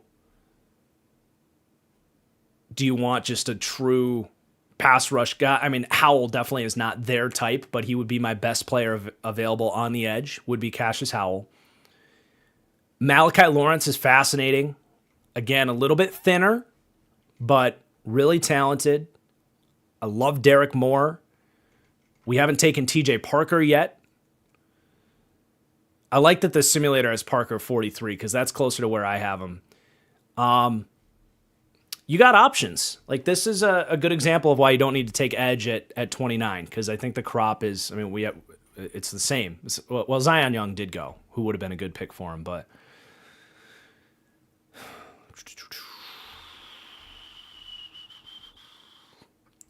this is where I would need to hear from Spags. Like, I would need. There's a good enough connection there. Where it's like, hey, you've already got your heavy-handed edge guys, right? You've got Karlaftis. You've got, oh my gosh, the guy they drafted third round last year. He's got an interesting name. Ashton Gelati. Like, are you good if we give you a guy that maybe isn't a great early down player for you right now, but is going to absolutely, like, you take Gelati off the field and we let Cassius Howell get after it and you ramp up your pass rush immediately. As long as Spags signs off on this, absolutely would be my pick. And I could see him being cool with it. So we're gonna take Cassius Howell. And the thing is, it's not like Howell never plays the run. He just can't really anchor. But with Leo Chanel gone now, I think you could probably ask Howell to do some of the stuff that they ask Leo Chanel to do on early downs, to be actually more that Sam linebacker, to get him out there on base downs a little bit more. And then we know what he can do in your pass rush situations. Okay. Bengals at 41. And I'm going to do super chats. What's halfway through? So it'd be at 48. I'll do super chats. Bengals at 41. We got them Sonny Styles. D-line would be nice. I think we're probably going D-line for them. And I would rather go interior. I think the players at interior are better and a bigger need for them. Because they got Mafe, they've got Murphy still there, Shamar Stewart. So I think interior D-line, they have some pieces, but I don't feel great as a long-term plan about any of these with B.J. Hill, Jonathan Allen, Chris Jenkins, T.J. Slayton. Those guys could all be gone in a year, and I wouldn't be stunned. And I think Lee Hunter would be my best player available on the interior of the D-line. And they clearly are cool with like really big defensive tackles. They got TJ Slayton and BJ Hill. So and those guys are probably more on the way out than the other two. So we're going to go Lee Hunter. And that D-line's all of a sudden starting to look adequate by Bengals standards. Okay, the Saints at 42. We got them their wide receiver. And I think D-line could absolutely be in play for them as well. Corner could be in play for them. That's got to be, that's where the value is here. That's where their needs are. So I think interior D-line and corner. Because, yeah, I mean, you got Godshai, you got Nathan Shepard, and Brian Brzee on the interior D-line. Isaac Yiadom, Kool-Aid, and Quincy Riley are your corners.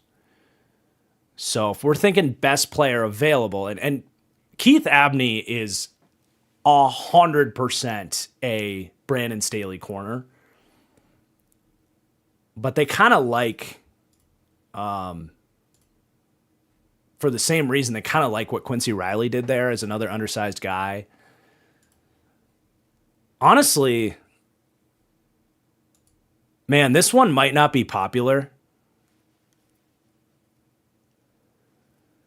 Jalen Kilgore as a nickel, not a safety. Just ignore the S, because I actually kind of like their safeties, right? I kind of like Sanker, Reed back there, even Jordan Howden and Blackman as backups.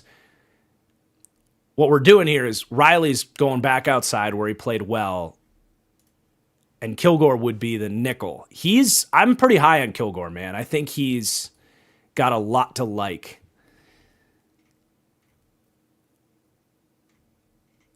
As a playmaking nickel, think of like Derwin. I mean, he's not Derwin James, but, Derwin, Kyle Hamilton, Nicky Manwari in that system. And Staley has shown that he'll do that. I think that's what their secondary would need the most is a big nickel defender. And that would be the guy I would go with there.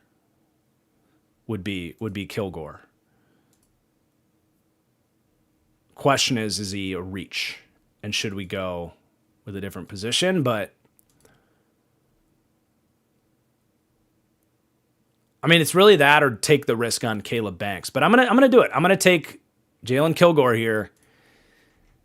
People are gonna call it a reach because that's not where he is on the consensus board and that kind of stuff. But he came out as a true junior, played in the SEC, had a ton of ball production. He tested like a freak.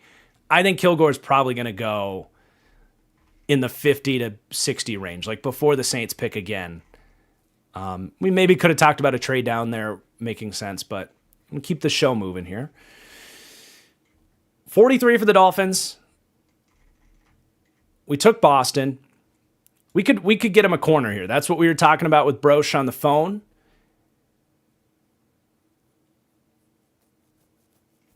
The question is, who would that corner be?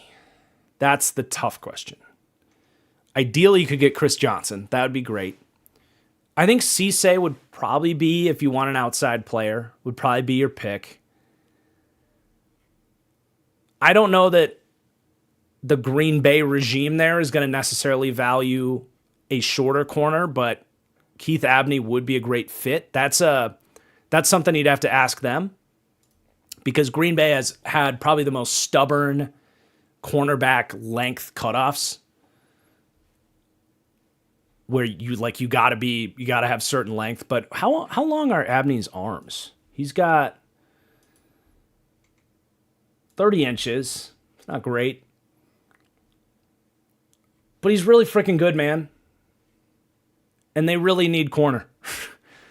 And he does fit their off-zone style system. So we're going to go Abney for the Dolphins at 43. I'm curious what the chat is saying about the Kilgore pick.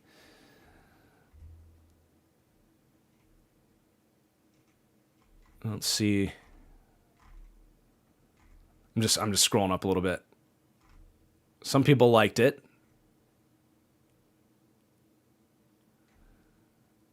I think everybody wants me to kick Casanova Court Club out of the chat. Not a ton of people going crazy over the Jalen Kilgore pick. All right, Jets at 44. So that we've been busy with the Jets. We've gone all defense. We've kind of filled out that room. On the defensive side of things, this is probably where we can get him a wide receiver.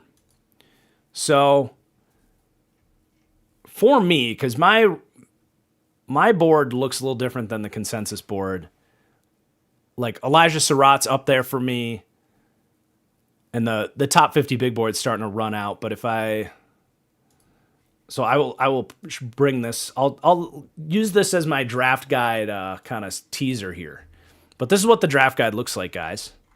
If you aren't on Patreon, if you aren't getting the draft guide, this is what it looks like. You can get everything.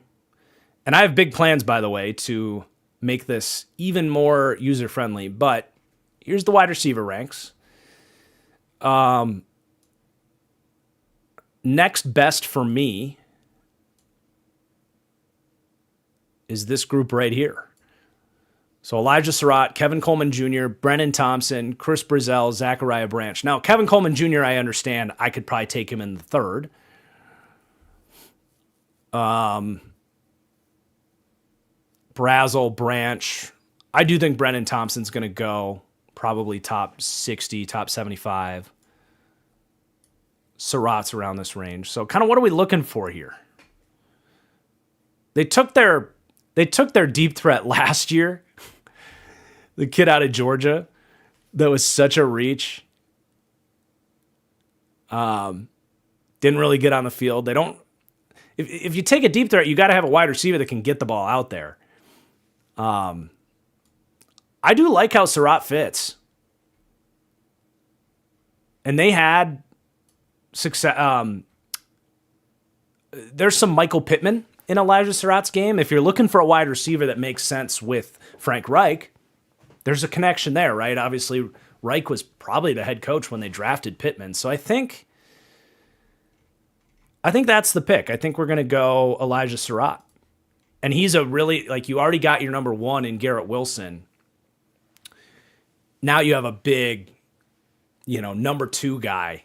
He's it's a different regime, but he's like the actual good version of Alan Lazard that catches tough balls and blocks his ass off every play. Really good player. Really, really good player. I see a lot of Pittman in there with Elijah Surratt.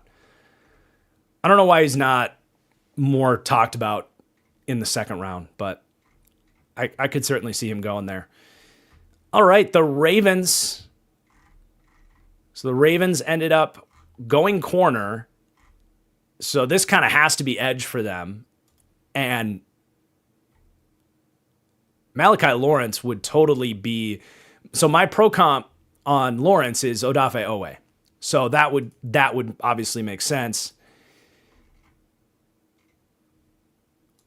Derek Moore, though. So I have these guys all together. I'm showing you the draft guide again. I don't want to give you all that. Well, you guys have edge and wide receiver. You have a lot of it in this video, but that's as a thanks to those that are tuning in. But I do have Lawrence, Parker, and actually Derek Moore are all right here in this group. So do you go with your Michigan connection? Still a lot of ties. I mean, obviously Jesse Minter was there with Derek Moore. So if he likes Derek Moore, that would be the pick. And it kind of comes down to like, do you want a speed guy? Do you want another speed player? Or do you want some pocket compression with a power rusher in Derek Moore? I think with Mike Green being more of a athlete, not much of a pocket pusher, I think Derek Moore would be the guy. I'm a really big fan of Derek Moore. He's on my top 50 big board down there. And you can actually see that. The 48, 49, and 50. Derek Moore, Malachi Lawrence, and TJ Parker are all right up against each other. So it's just kind of what are you looking for? TJ Parker kind of has the highest upside, but the most inconsistent of the three.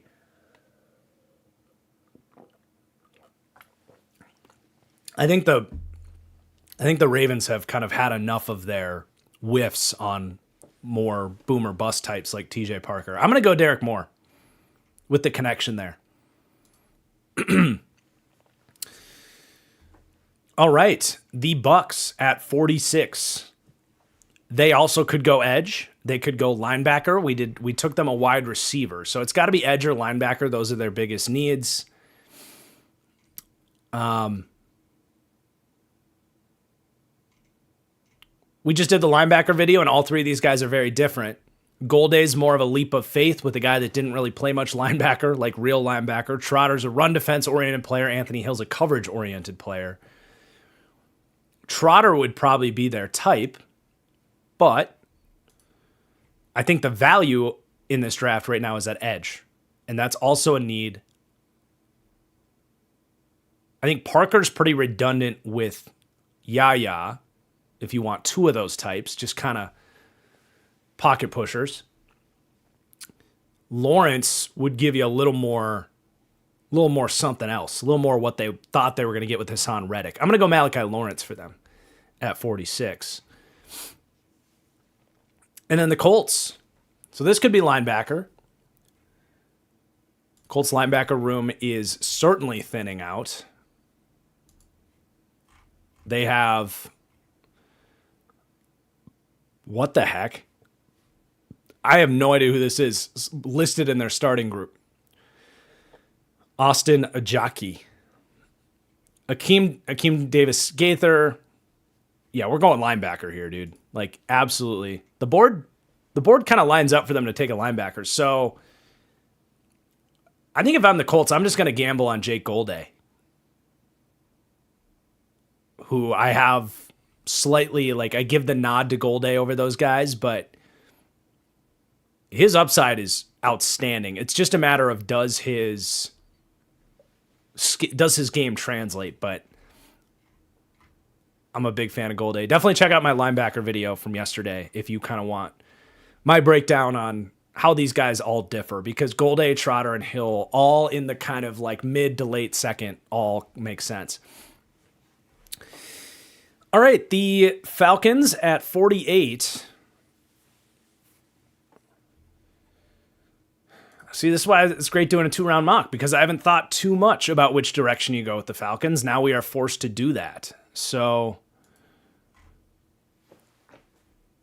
O-line did just become a bit of a need. I mean, you have Jake Matthews not getting any younger. Juwan Taylor's a Band-Aid. If there's a tackle you like, but it's a pretty big drop-off at tackle, and you're not taking my guy Carver Willis in the second round. Maybe in the third I would take Carver Willis for them. But we don't need to do that. That's the thing when I go on a limb and put like a second round grade on a guy that nobody is talking about, you can still come with the context of like, you know, you don't have to do like what John Gruden would do and just take your guy anyway. Like, I got this first round grade on this guy that everybody else is not going to touch till the third. You can still add that context and be like, well, we can get what we think is a steal around early. So tackle wouldn't really make sense for them here.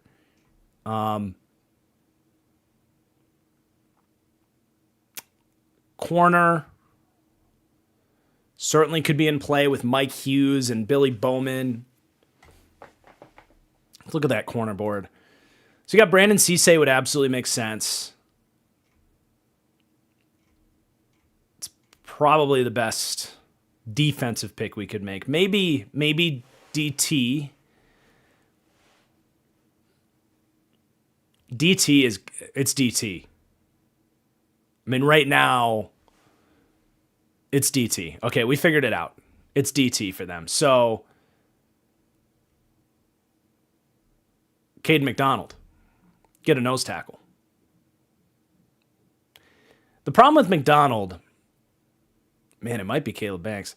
The problem with McDonald is these guys, you got to understand how they use their D-line. Like, they get these guys freaking moving. Like, yeah, Caden McDonald will help them stop the run, but there's a reason that they have all these undersized interior D linemen, because they get these guys slanting and doing stunts and going all over the place. But if you have Caleb Banks as a disruptor, and if you're like, well, we didn't have a first-round pick, but maybe we could get a guy that would have been a first-round pick if he's not hurt, that could be a ton of fun. I'm going to take Caleb Banks and drop him into that chaos scheme that they have. Boom. And we're just going to have to pray that he can stay healthy. All right. Vikings at 49. So we had traded down and we got them Peter Woods. You could certainly think about safety here in round 2. There's a lot of second to early third round safeties I like in this draft, and then it falls off a cliff. So if you're the Vikings, I think if you want a safety out of this draft, this is a really good place to take it. Corner is also in play for them. I think wide receiver is in play for them, but at this point, I'm probably waiting till round 3. I think if we're playing the how the board stacks, I think we take a safety now and target either center or wide receiver a little bit further down. And we did picked up an extra pick in that trade down. So I think getting the safety here is pretty critical. And I would go, so they have Metellus is their box safety. And then the other 2 spots are kind of open. So they have like their flex safety, which is kind of what Harrison Smith was ideally going to be, and then they have their true free safety role. I think Zakee Wheatley would be, because if you didn't have Metellus, if you were looking for just like a really good run defender, AJ Halsey would be the pick. Zakee Wheatley can move, man. I know he ran a 4.62, but dude, watch the tape. He plays so consistently above that. I just watched him yesterday. I have a true second round grade on Zakee Wheatley, and I actually have the same exact grade. This is a spoiler for Sunday's video. I have the same exact grade on Wheatley as I do on Halsey, and they're both good grades. They're both true second round grades, like right here in this spot. So you could go either way. I think Wheatley better. Like, I think if you take Halsey and stick him with Metellus, you're getting a little stiff in that safety room. You know, Halsey has some decent long speed and playmaking range, but he's not a great lateral athlete like Wheatley is. And I think Wheatley would better fit.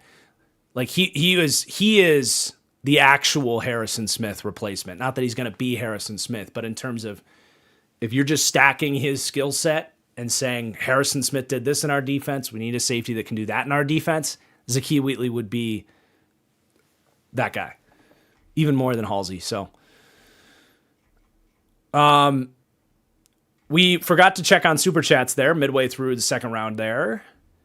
So,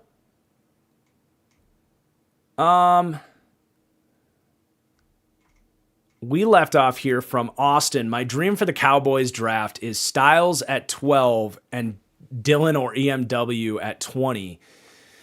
I mean, EMW I think will probably be there at 20. But yeah, to get Styles and Dillon Thieneman would be unbelievable for Dallas. That's a pipe dream, but there's maybe a thin margin where that happens. The problem too is I don't think Dylan Thieneman's getting past the Vikes at 18. I've seen this comment from other people, but from Warhammer, Hawks are not taking Zion Young with the character and how slow he is. They need quick wins, and they take the character super seriously now. Yeah, I mean, I talked about Zion Young's, DUI situation. Everything I've gathered is that Zion Young is a very humble, level-headed kid that got pulled over, and you guys know I will very loudly speak out against driving drunk. Take an Uber, don't be stupid. And I am not excusing what Zion Young did. However, 22-year-old kid, just finished his college career, just about to start his pre-draft process, went out to a college bar in, I think it's Columbia is where Missouri's campus is, got pulled over on his way home. We don't even know if he refused the breathalyzer. We don't even know if he actually ended up getting charged with the DUI. We don't know how bad he was driving or anything, but I mean, all accounts are pretty damn positive with Zion Young. So I don't know that he would be off the Seahawks board in that situation. Team captain, practice player of the week at the Senior Bowl. Like, there's a lot of positives on his character on top of the DUI. So we'll see. I disagree that he's not their type. I mean, they have Dexter Lawrence. Like, I couldn't disagree with you more on that. Like, yeah, Dexter's there currently, but that's not Dexter, DeMarcus Lawrence. Like, you're not drafting for immediate needs at 32. Like, DeMarcus Lawrence is not going to be there forever, and he's been hurt. Not for Seattle, but go back to when he was in Dallas. So I disagree that he's not a fit for them, vehemently. From Rec, fans crashing out over my Chiefs at number 9 pick. Yeah, I think I explained it well, right? Like, they've taken first-round corner in the past. I'll stand by my explanation. I don't think it's out of the question for them to take a corner at 9 at all. As good as they are at developing corners, that doesn't stop me from adding to a room that has nothing but question marks still. The fact that they're still good at developing corners still applies to CB2 and CB3. You just feel a lot better getting a proven talent. From Cooper, need to see the Panthers' 3rd round pick post swap. We'll see about that. From Eli, what's up, Eli? Good to see you in the chat. Love them more love, but why do you hate Malachi Lawrence? And here, if you want my unsolicited thoughts on 32 or at 52, I will keep my eye on the chat, Eli, to see what you want for our Packers here at 52. I certainly do not hate Lawrence. I think he's gotten a lot of traction the last couple weeks as a first-round guy, and I haven't felt the need to go even higher on Lawrence. But he's in my top 50 big board. I think there's play strength concerns, level of competition concerns, but he's good. He's a good prospect. There's a lot to like there.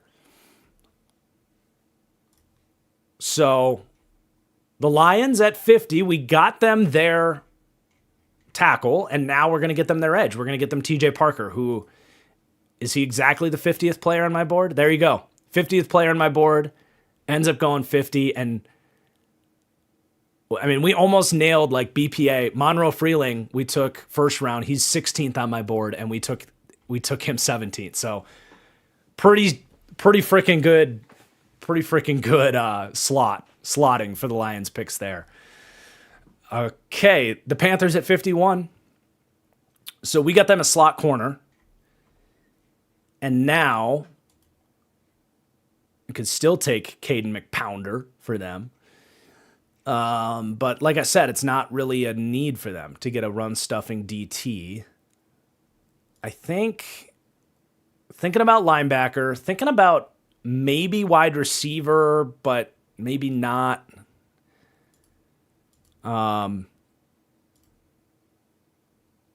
Yeah, the Panthers are interesting because they don't have a ton of... Actually, safety would be really nice. I'm not the biggest fan of... Obviously, I can't even think of his damn name, and I'm a Panthers fan. I mean, I'm definitely not a fan of Nick Scott, but like Lathan Ransom, I'm not a huge fan of him as a starting player. I think like I said, there's a ton of second-round talent. AJ Halsey is a easy pick to make there for the Panthers. Very good fit. All right. Now we got our Packers at 52. And he is there. I promise I didn't set this up so that you get Caden McDonald, but he is exactly what they need. And that's pretty damn easy to take Caden McDonald at 52. I don't think it's that crazy that he would fall, by the way, because not every team values a true nose tackle, and he's not a pass rusher. So I don't think it's crazy. Now, I do think this is his floor, but they actually they value nose tackles too with this new system with oh boy, what's his name coming over? Wow, holy brain fart. It's on the tip of my tongue. The defensive coordinator. Chat, save me. Wow. This is bad. How long am I not going to think of Gannon? Thank you. Thank you, Rourke. Jonathan Gannon. He had real nose tackle types in Arizona, so that's a no-brainer. That worked out for our Packers. I'd be pretty stoked if that happened. I promise I didn't rig it. Wink, wink. All right. The Steelers at 53. Drew Aller? No. Linebacker? Josiah Trotter? Probably would be my pick. I'm just trying to think of who would be the better scheme match for them. I can't even remember who they went with for DC because, I mean, did they just keep Terrell Austin or did they go in a different direction? They've been the same system for so long. I'm like, wait, did they switch? Oh, Patrick Graham. That's right. I love that hire for Pittsburgh. So it'd be Josiah Trotter for Patrick Graham. Big, smashing middle linebacker. He would love Josiah Trotter. He would absolutely love him. Kyle Lewis is another guy, too, to kind of think of where could we find room for Kyle Lewis? Such a talented player. It's got to be the right scheme. And it's hard to find that. I don't think that would be Pittsburgh, personally. I mean, Graham gets pretty creative with his fronts, but still kind of likes those bigger middle linebackers and a traditional nickel. Man, but he did. Hold on. Let me keep thinking this through.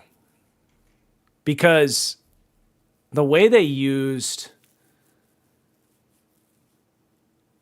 Jamal Adams last year and the way they used Julius Peppers back in New York, it's Kyle Lewis. They would absolutely get him going in that role that Jamal Adams played last year. I love that. And it's home. Okay. Hell yeah, that's one of my favorite picks of the draft. I'm glad I redid that because that's a really, really good fit. Now I lost him. Where'd he go? Come back, Kyle Lewis. Oh, there we go. Kyle Lewis is inside the top 50 of my big board. It's just finding the right fit. Okay. Eagles at 54. We got them a tackle in the first round. I think edge could be in play for them after they wanted to get Jalen Phillips back and then lost him to the Panthers. Right now you have Jalix Hunt. You have Georgia boy Nolan Smith, and then it falls off. They love having D-line depth. So that could certainly be in play. Safety could be in play with Marcus Epps as the other safety right now, and there's still some good safeties in this draft. I think, honestly, another fun player to think about would be like Eli Stowers as a wide receiver 3 and tight end 2. Perfect fit with Goddard. They're going to run a lot more 12 personnel with the new system. So I think that's probably where I'm going to go for them, is Eli Stowers as a big slot receiver and a tight end 2 next to Goddard. Really fun fit. Really fun fit. All right. Chargers at 55. So we got them Lawrence. Now can we get them an edge? This is about where I would start thinking about Jackus. For me, best edge, spoiling it one last time.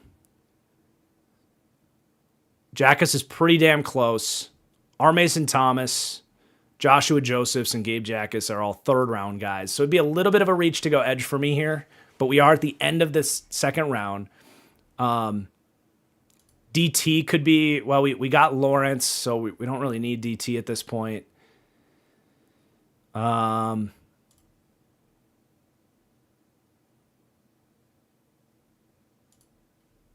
Chase Basantis. Boom. We got a guard. That's, man, some of these fits here on day 2, I'm really enjoying. Chase Basantis, great fit. Stowers, great fit. Kyle Lewis, great fit. Love the Derek Moore Ravens pick. Jeremy Bernard to the Browns is something I hadn't thought about that makes a ton of sense. Yeah, Chase Basantis. That's more of where I have Basantis is like after 50. Like I said, there's some stuff on his tape that's like, man, he has a lot more losses than I think people talk about with him as like a potential first rounder. He's young. He's really athletic, but he's got a little bit ways to go still. All right, Jags at 56. Their first pick of the draft. Another team like Atlanta where it's like, dang, I haven't really thought about what the Jags need. I know linebacker is in play for them, so like maybe Anthony Hill or Josiah Trotter. Jags would be a really fun Kyle Lewis team, by the way, I think. To play a little weak side backer, a little big slot. So right now, Ventrell Miller's their LB2. Miller and Trotter are similar. I think Trotter would be an upgrade, but a minor upgrade. Anthony Hill would give you a little bit more of a Devin Lloyd type. A little more range, a little more length, a little more range.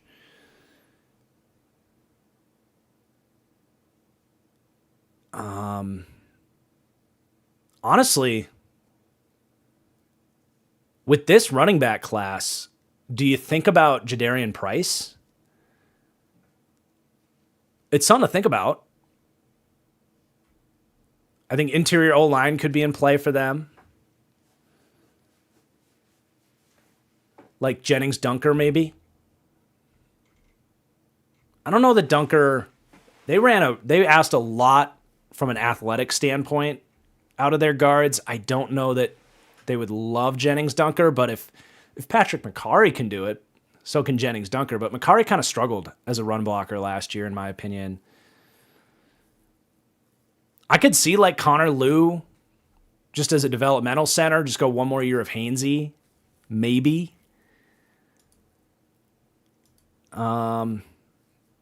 Rutledge.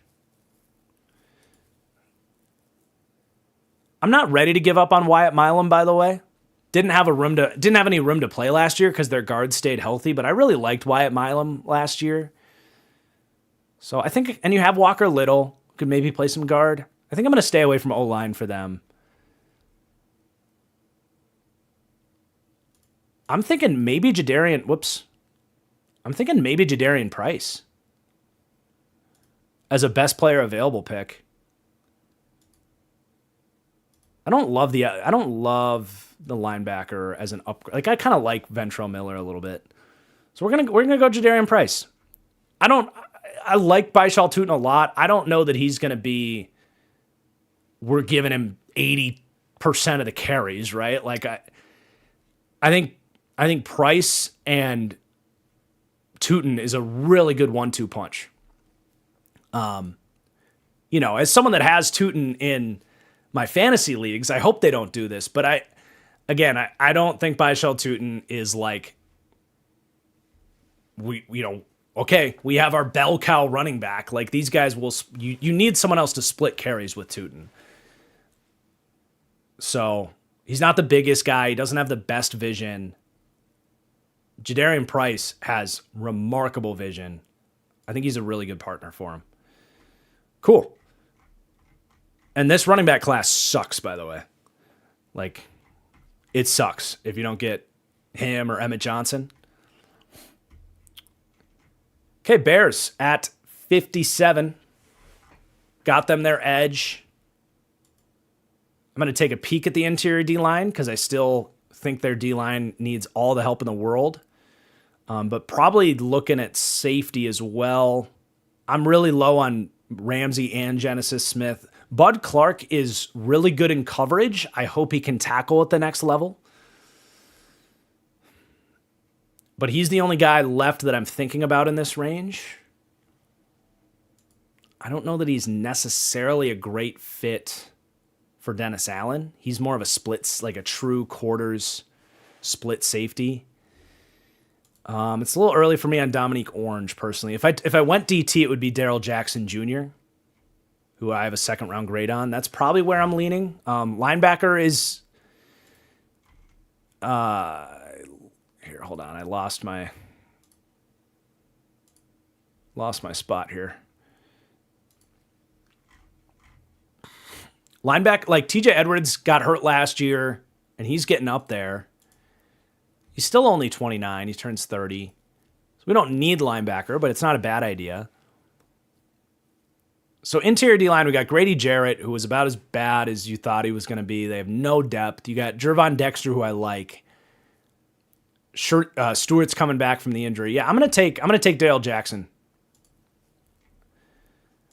That dude's upside's insane. When he is, I question if there were some games later in the year where he just had kind of checked out. But dude, when he was trying, like some of the best DT tape in this draft, and I'm willing to bet on him. I mean, he is a first man off the bus type, really athletic at his size, and played both phases too. So we got to get that Bears D line up to snuff, man. We got to get it done. It's time. Okay, the Niners at 58. So we got them an offensive lineman. They have like building needs at wide receiver. It's not like urgent needs, but we got to find out if Ricky Pearsall can get through a season healthy. Mike Evans is a 1 or a 2 year player for them, probably max, if you're being realistic about it. And then I think Jawan Jennings maybe will be back for them, but no guarantee. Chris Bell is such a, oh my God. All right. Yes. Like, talk about amazing round 2 fits. This is your guy. Like we said, it's not an immediate need. It's a developing need. Okay, Chris Bell coming off the ACL injury. You don't need him immediately, but if Mike Evans next to the electro plant, like he couldn't for Tampa last year, if he can't stay healthy, you're going to need someone pretty quickly. And a guy to get the ball into his hands. There's so much Deebo Samuel in Chris Bell's game. That's a freaking, I'm trying to think of the right term. It's the opposite of a square peg, round hole. I think you would just say round hole, round hole. Chris Bell to the Niners. Easy pick. Easy pick. Okay. Texans at 59. So we have gotten them, I think we need to get them some O-line because we got them a linebacker and we got them a flex D-line piece. So the defense has been made even stronger. We've made a strength. But yes, we need some O-line help, and the thing with them is that they don't necessarily need it this second. I'm kind of thinking Connor Lew a little bit. Could be a good pick. Kalen Rutledge is very Wyatt Teller-esque. But I kind of like I like their starting five. It's just I look out 2 years from now and Trent Brown won't be there. Braden Smith gets hurt all the time. He's on a 2-year deal. He may or may not be there. Ed Ingram, we'll see if he can follow up what he just did. Jake Andrews, I don't think is a forever center. Wyatt Teller won't be there. You're hoping Arianti Ursary will be there. Connor Lew, I think, is going to be a really good center someday. He just is coming off an injury. He's a little bit too light right now and is young. But I really like investing in the future at that center spot with Connor Lew. You can just tell, like, he's built wide. He's really athletic. He's not a dummy for a young player. I think that's an ideal fit. Okay, the Bears at 60 again. So the D-line's good. We talked a little bit about linebacker. I think secondary we can absolutely look at. I wish all these safeties didn't go. Could maybe talk about Brandon Cisse for them. They like their big, long corners. That would make a lot of sense. What's interesting is they have a couple guys coming back that were hurt. So Terrell Smith and Zay Frazier have a lot of potential. They're coming back. You have Tyreek Stevenson as well. Obviously, Jalen Johnson. So it depends how much you believe in Terrell Smith and Zay Frazier. Well, if they were willing to get Cam Lewis, I think they'll be willing to roll the dice with Bud Clark. Dude, if Bud Clark can tackle at the NFL level, he could be a superstar. Incredible range, incredible instincts, love the ball skills, love his coverage tape. I've got a second to a third round grade on him. It's just, can he tackle? Can we teach him to tackle? He could be an awesome safety. So he's a little bit of a roll of the dice, but after him, we're looking at 4th round for the next graded safety. I have a massive gap. Massive, massive gap. All right. The Rams at 61. We got them their wide receiver. They would be a really good Connor Lew team as well, by the way, for a long term. Jennings Dunker is absolutely their type, along with Kalen Rutledge.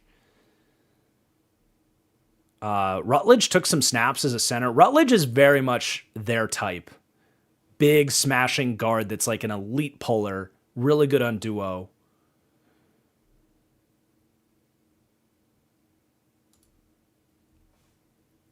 I don't think you're taking the QB here. So I'm going to take Rutledge.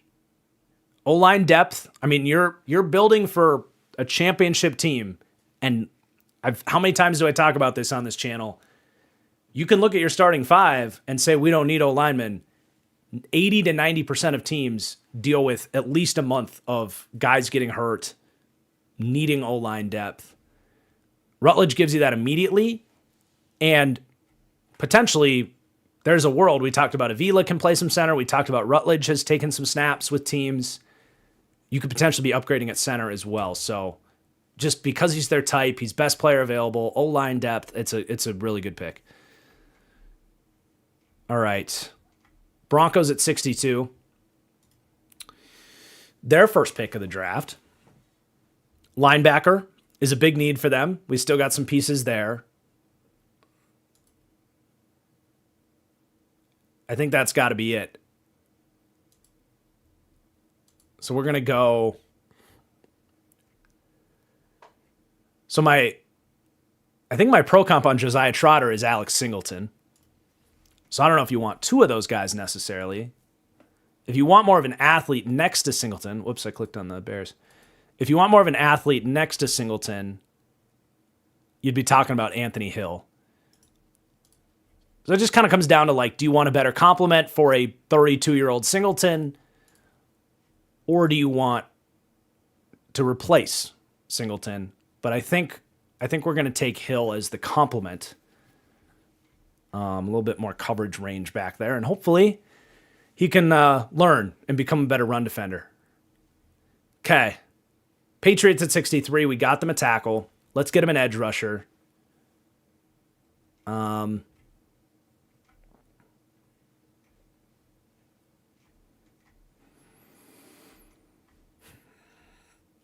I guess Akis. I guess Akis would probably be the guy. Or no. We're gonna take Brandon Cisse. Corner is also a huge need for them.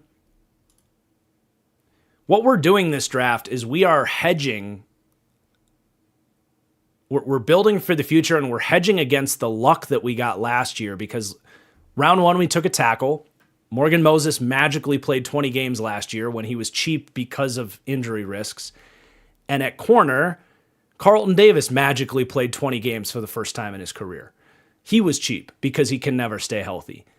If Carlton Davis goes down, you are immediately down to Kindle Vildur, Marcellus Dial, and Brandon Cisse is absolutely their type. He can play man, he can play off, he's big, he's really smart.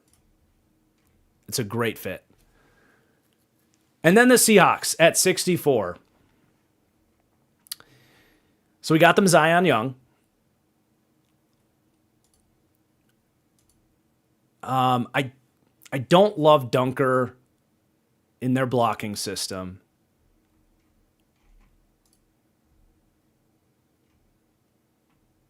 I mean, Farmer would be in play for me. He's a great athlete. That's if we were going O-line. But I think this might have to be Emmett Johnson. We didn't go running back. We didn't get them Jadarian Price. And if you don't get Emmett Johnson in this draft, I mean, I have a 2nd to a 3rd round grade on Emmett Johnson, so it's not a reach for me. And I know they like Mike Washington, but I've got Washington. I mean, I got 4th to 5th on Washington. Emmett Johnson's in this range. If you don't get him, the fall off hurts. And I don't see a whole lot of. I mean, maybe you could trade for like Tony Pollard.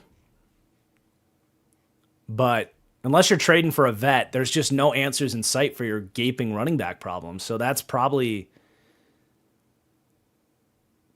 the best direction. I mean, D'Angelo Pons would be fun for them. He's a scheme fit. But I don't know. I think Emmett Johnson is a good way to end this thing out. Let's do it. All right, you guys. We did it within 3 hours. I'm actually a little bit surprised. But incredible stream. We still have almost 700 of you guys watching here. But thank you so much for tuning in. Let me know your thoughts, what you think of the draft. Here's your summary there. I'm not going to reread the whole thing, but I'll hang around for a second so you guys can take a look and be reminded of what we did. I really enjoyed the 2nd round here. We found some really fun fits. And if you did enjoy this, by the way, I gave you some images of my draft board throughout the stream, so you can see what that looks like. Over on my Patreon, you can get access to that. And I will be doing now over the next 4 or 5 days, I will be doing 8 different videos. They're all about an hour long. I do 7-round mock drafts for every division over on Patreon. So that will be access to a lot more mock drafting if you enjoy my mock drafting. So you guys can go check that out. It's patreon.com/thatfranchiseguy. I also want to take a second while I have you guys to promote my Discord, because I'm going to be running a poll. So I'm in touch with Trevor Sikkema's hat guy. So if you like the NFL Stock Exchange hats, I am going to have some TFG hats that are just like it. And I am debating between 2 different options because I have to do them made to order. So I'm going to start with 100 of them and see how they sell. But make sure you're in the Discord, which the link should be in the description below. I'm going to get you a server invite here for the chat as well. But this applies to anybody watching this after the fact as well. You can go down to the description below and get in on the Discord. But I'm going to be running a poll over there for which hat you like the best. But there you go in the chat right there. There is your Discord link. But that's all we got. Thank you guys so much for watching, for listening, for being... Oh, wait, I might have some super chats. Hold on. We're not out of here quite yet. We have one super chat from Ducatini. Last year going in, you had the Hawks at 22. How much does the math change if you knew all 3 wild cards you assigned hit? Would they have been a bit above the Cards? I mean, yeah, the deep dive rankings... I'm basically never going to apologize about the deep dive rankings. Like, I will admit when they don't age well or whatever, right? But like, I had questions about Sam Darnold, right? And I think that was fair. The dude freaking hit, you know? And JSN took that ridiculous leap that I don't think anybody saw that leap coming. So, you know, that stuff happens. That's what makes it so fun. But that's why I do the wild cards at the end, right? It's like, look, this assesses how much potential there is for this ranking to age like milk. So I don't spend quite as much time as I used to beating myself up if I rank a team like Seattle at 22, or I think Seattle technically ended up 20 because I think a couple teams dropped after some postseason news. But yeah, I mean, that's why I added the section at the end, but definitely if I knew that you were going to get green lights on the wild cards, if you told me Sam Darnold was going to just be green lit as a top 10 quarterback all year, they would by default shoot up to at least top 15. But thank you for the super chat, Ducatini. And I'm excited for deep dives, man. We're going to start deep dives earlier this year because we're having a baby in July. So I got to get going because I don't know how much baby girl is going to throw off how much time I have to work. So I gotta start earlier on the deep dives this year. And last year, when the draft ended, I moved into the new studio here. So I'm at least ready to start after the draft. But also from Herbie, thank you for the super chat. I will see all of you guys for upcoming content throughout the week. I'm cranking stuff out left and right, but especially for that draft stream on Thursday. So I hope to see you guys there. Very much looking forward to it. Thank you for watching. Cheers.